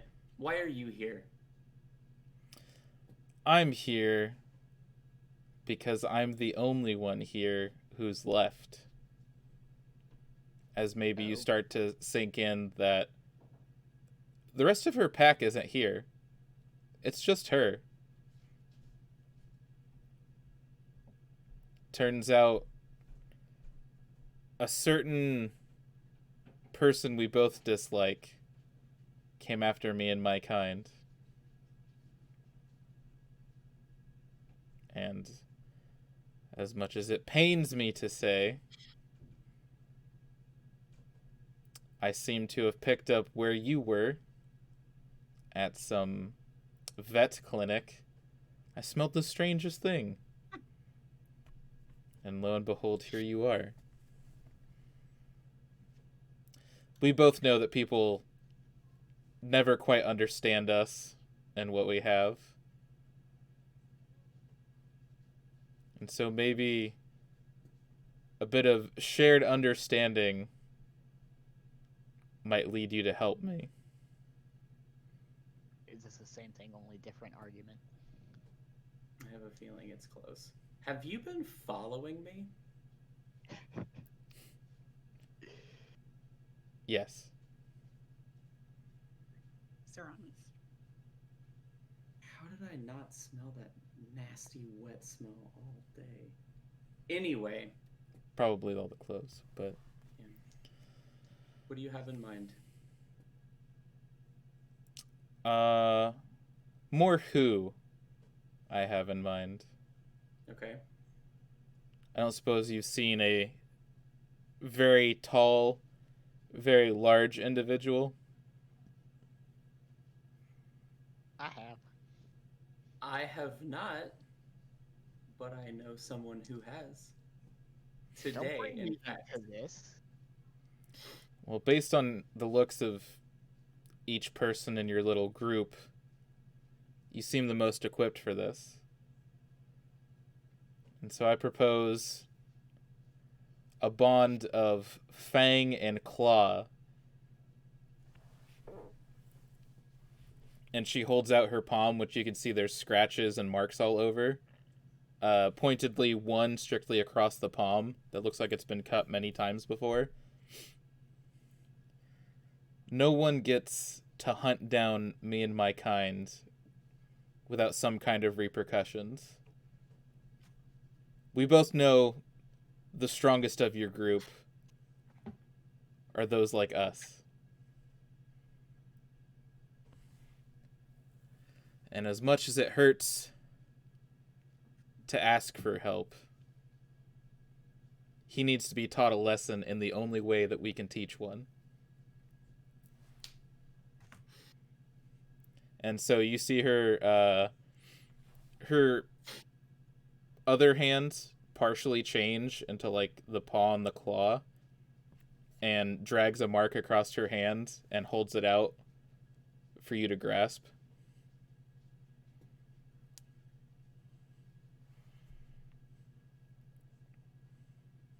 That was Is this? almost poetic. and Omina will slice her own palm open with one of her fangs. Yep, that's exactly what I thought it was. Yeah, and she will take this woman's bloody hand in her own. Is it referred to as a blood bond or a blood oath? It's a bond of what did you say? Fang and claw, claw and fang. Yeah. Yeah. Dope. While they're shaking hands, Omina's gonna be like, "So, do you have a name?" Oh my. I used to be known as Greta. Yeah, that's.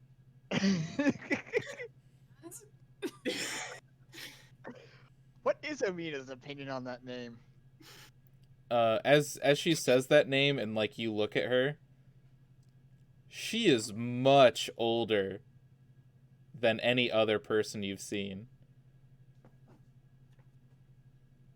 She seems, maybe it's some mix of Baba Yaga's influence, but this is a very old, very angry, and very powerful creature. And she releases your clasp and puts her arm back down to her side and says, names really don't matter so much as the pack matters. And you see her kind of like drop to her fours and shift into her great wolf form. And you see her sniff the air a little bit before like ducking her head to the side and trotting off down a direction.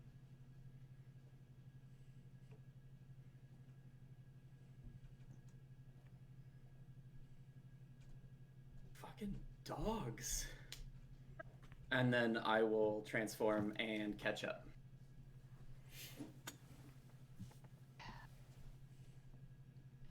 Alright, so back to non-animal friends. I'm guessing my psychic compass has changed directions now. Dope.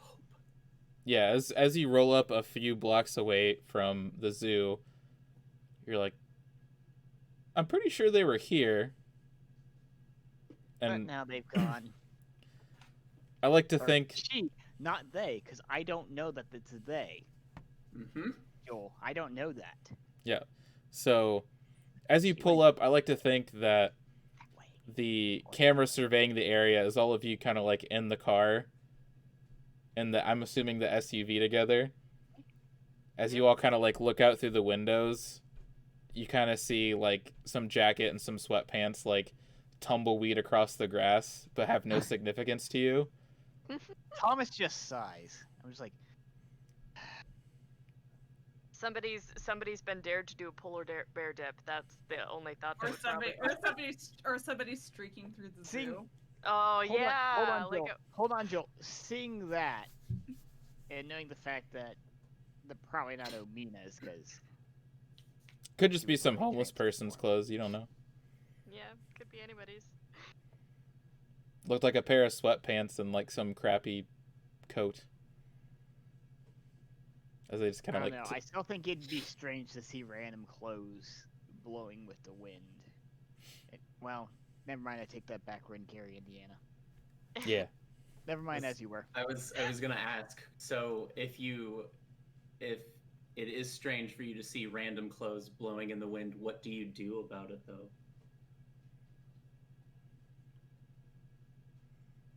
I would be curious about why there were strange clothes blowing in the wind, but yeah, no, you're right. Never mind. This is Gary, Indiana. This is normal. But yeah, as you arrive at the area that you think should be the right place, your senses kind of tug you off in a different direction. And you're like, oh, they left. Again, Joel, like I said, with this they, I only know there's one person there we're looking for. Still remains. Just saying. The person you're looking for is no longer there, and you kind of have a more subtle sense of where to go. and you feel like you need to head towards the historical district. Yes. Please. Yep. Yep.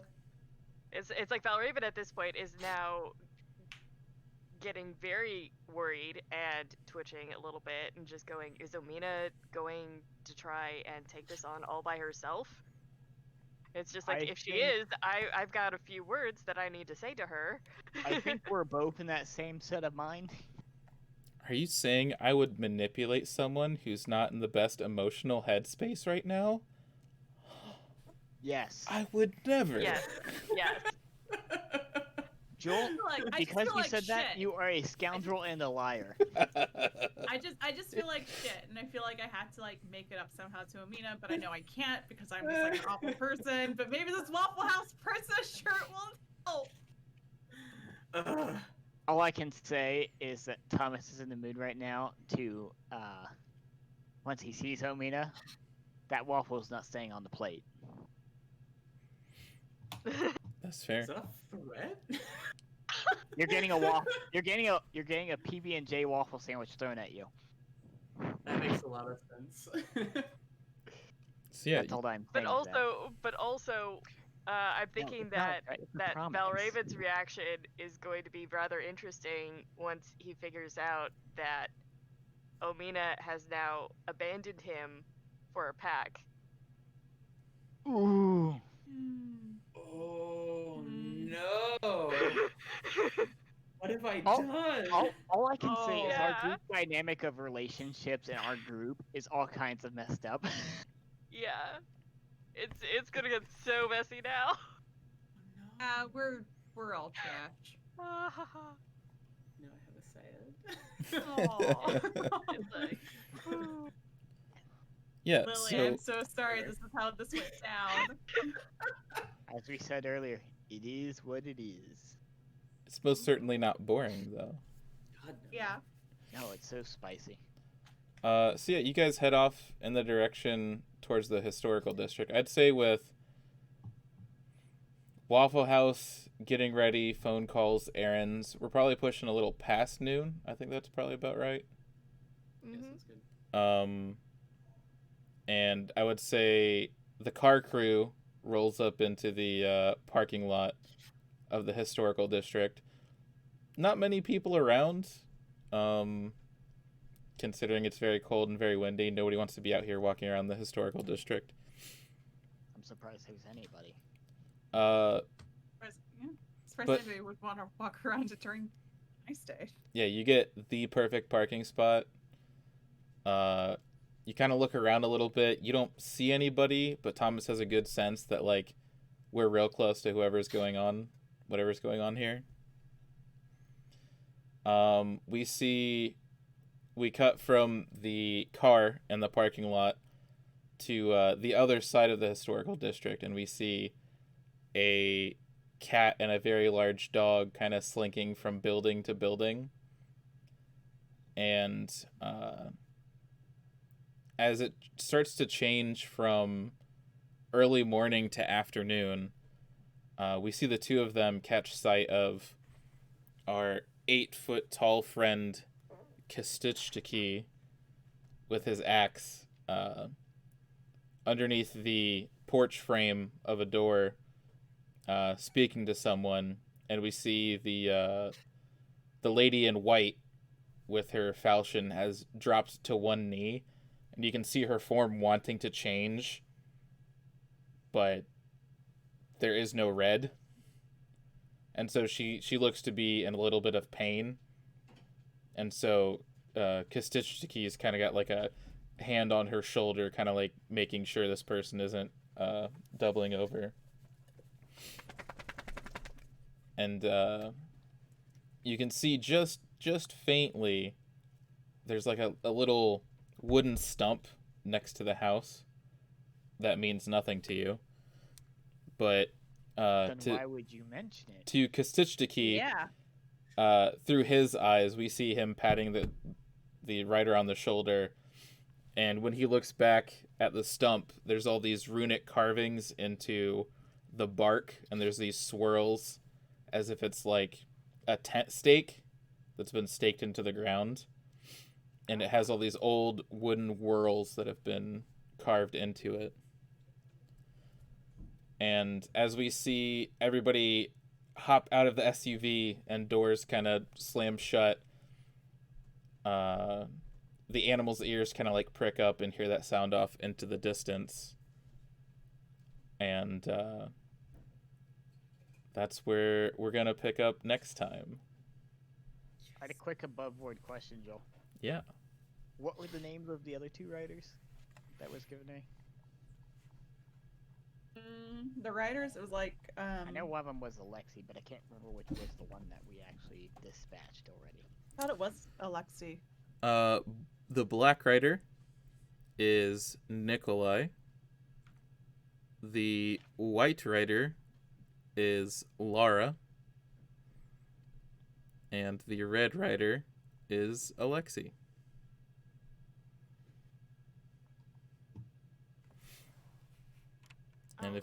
And if you want to be real fun, I can also tell you how to spell Kostitchiki, because good luck with that. Yeah, but believe me, I've tried pronouncing it before. I have him written down as big giant ogre dude with axe.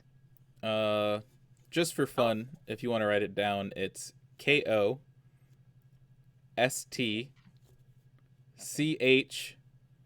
Okay. CHIE.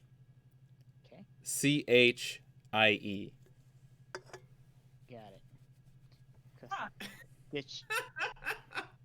Uh-huh. Okay. Hey, I didn't make up this. That's a name. It's Kostitchiki, right? Yeah. God damn it. It's like Slavic Okay. Wow, that's a lot. Okay. Yeah. Slavic names, man. Just Mm-hmm. so many letters in so many positions that you don't think they should be in. Yeah. It's like It's But, a like, lot seeing of it- consonants and no vowels. it's There are really 2 pretty to look at though. It's Like, like There are either only 3 either vowels the in that names are name. like Baba Yaga or this Alphabets. or alphabet soup. Or Marushka. Mm-hmm. I like the way the letters look next to each other. Yeah, Yes. it looks nice. Especially the TCH part. Yeah. Mm-hmm. Like in my handwriting, the way I write T's is like they're slanted. So like the T is slanted over the C. It's kind of like nestled in. It's real good. Oh, I guess our bird friend is in the car, right? Yes. Debating on whether or not we're taking the bird for walkies. So Or to leaving, recap, or leaving bird in the Bring- car. Bring the bird with us. So Yeah. your oh no, T's are more like that, or is that too much of a slant? Let's see if it'll actually pick it up. There you go. yeah, there you go. So Okay, I see how. I slanted the other way. if we didn't have so many tangents, my hope is to wrap up with episode 6, I believe. I think so, yeah. We've got the bird, Boy, we've got the actually, writers, all we've got the right now. house. Everybody's here. Everybody's Uh-huh. relationship drama is on the table. Yes, yeah. I'd just like to say I don't think I think only half of the party has relationship drama. Oh, also, one of the things about the level that I just got with becoming the pararomantic, I did have a Oh. question. Do I automatically get the supernatural guide and then pick What? or once do I just I remember you choose, or mentioning can I that. just choose that Right. as my Did you my the move? You get that I get? supernatural guide. Oh, Yeah, I just automatically get that, You do. Yeah. and yeah, then I that's pick why a it- move. To supernatural That's why it's guide. filled in. Yeah, it's Well, It just says to pick a move, and that's the one that I would pick if I only get one. yeah, well, I think I read it as it says you automatically get this when you pick it. mm-hmm. well, the way the way multi-classing works is you would just pick one. So it doesn't work the same. Like if you're the pararomantic, you so- automatically get supernatural guide. So you can Okay. choose. But if you're multi-classing into it, you would actually need to specifically pick. Well, but that. multi-classing isn't really multi-classing. I mean, I guess so that's the like, question of how multi-classing works then, right? yeah, so Yeah. essentially like supernatural guide is a move. Mm-hmm. If you're not the pararomantic, you don't have to take it because you're using one of your other class moves. But if you're Yeah. the pararomantic, that's core to the class. Like I chose Resilience by the Chosen just because I wanted that one specific move. So You know, Zan, but you can just- have supernatural guide if you want it. Regardless, that's the one I want because it says whenever you roll plus weird, you can roll plus charm instead by channeling the power of your bond. And if I remember correctly, you're saying Val was very charm heavy, right? Oh, extremely charm heavy. Yeah. Yeah, He's 'cause our Val is our charismatic one. our, Oh our, yes. our Han Solo. No, we're talking Uh, about Han shoots first. I mean, Yeah. the bond abuse is very good for you. yeah, also that. Yeah. So let's do a recap around the horn. So we got Valraven took a pararomantic move for the level up. Yay. I added Uh, one more weird for mine. Got a weird improvement. Yeah, so I'm at +4 now on my weird, considering all Can my you- stuff rolls Can weird. Nice. you go to +4 though? Oh, Because yeah, I think stuff maxes out in the game as +3. I don't think you can do +4 unless you have something Well, something that lets you do for- it. the only for thing the I im- know is that in my improvements it says that. Oh God, where did my thing go? Oh, no. Yeah, for the improvements, it tells you what your max is. Yeah. Oh, so you I get might have to change something. weird Where the hell +2. was. Okay, Get- improvement is get +1 weird max of +3. Okay, so Yeah. I can't actually do Yeah, that. so you No. can't I go have over to plus think 3. then. I have to Yeah, think. because I think the game maxes out abilities at +3, and then individual classes give you like other things that can only be a +2. Yeah, because like in the improvements, it's like get +1 tough, max +2. Yeah. So it's like you can't be Okay, too yeah, tough. all my other stats are max +2. Yeah. In that case, I have to think. So you figure that Yeah. out. Mina, what did you take on your level up? My level up between sessions, I took Unholy Strength, which allows me to roll to kick some ass with weird instead of tough, which is a difference between a +3 and a -1. So like, Seems good. yes. Yeah. And Ashton, what did you pick up? Picked up plus weird. Okay. Yeah. So some solid stat improvements, some Mm-hmm. character improvements. I mean, it helps because before I had picked up Spirit Touch, which it really benefits that because I get a boost to plus weird for on using something like that. All right. Well, let's hope all of those. Man, Unholy Strength seems really good at this time. I know, right? It's like I knew Ooh. I was gonna get mad and need to break things. Yeah. Well, now you can get mad and break things with your new friend. I will Mhm. say, I'm gonna give I'm her a new name. I'm looking at some of the abilities under some of the moves under Spellslinger, Mm-hmm. Ooh. and Nice. Forensic Divination sounds interesting for my character. It says, when you Divination. successfully investigate a mystery, you may ask what magic was done here as a free extra question. Ooh. That's kind of dope. And it works with my private investigator thing. Dick. All right. Well, looks like we got our levels figured out. We got the scene set for next time, and we'll have to see what happens. Hopefully, in our last session, unless everything goes wrong, which it always can, Which it always does. Mm-hmm. But When it rains, it pours. we'll see how that happens. So Yay. thanks for hanging out, and thanks for playing, guys. And we'll It was see you fun. in a couple of weeks.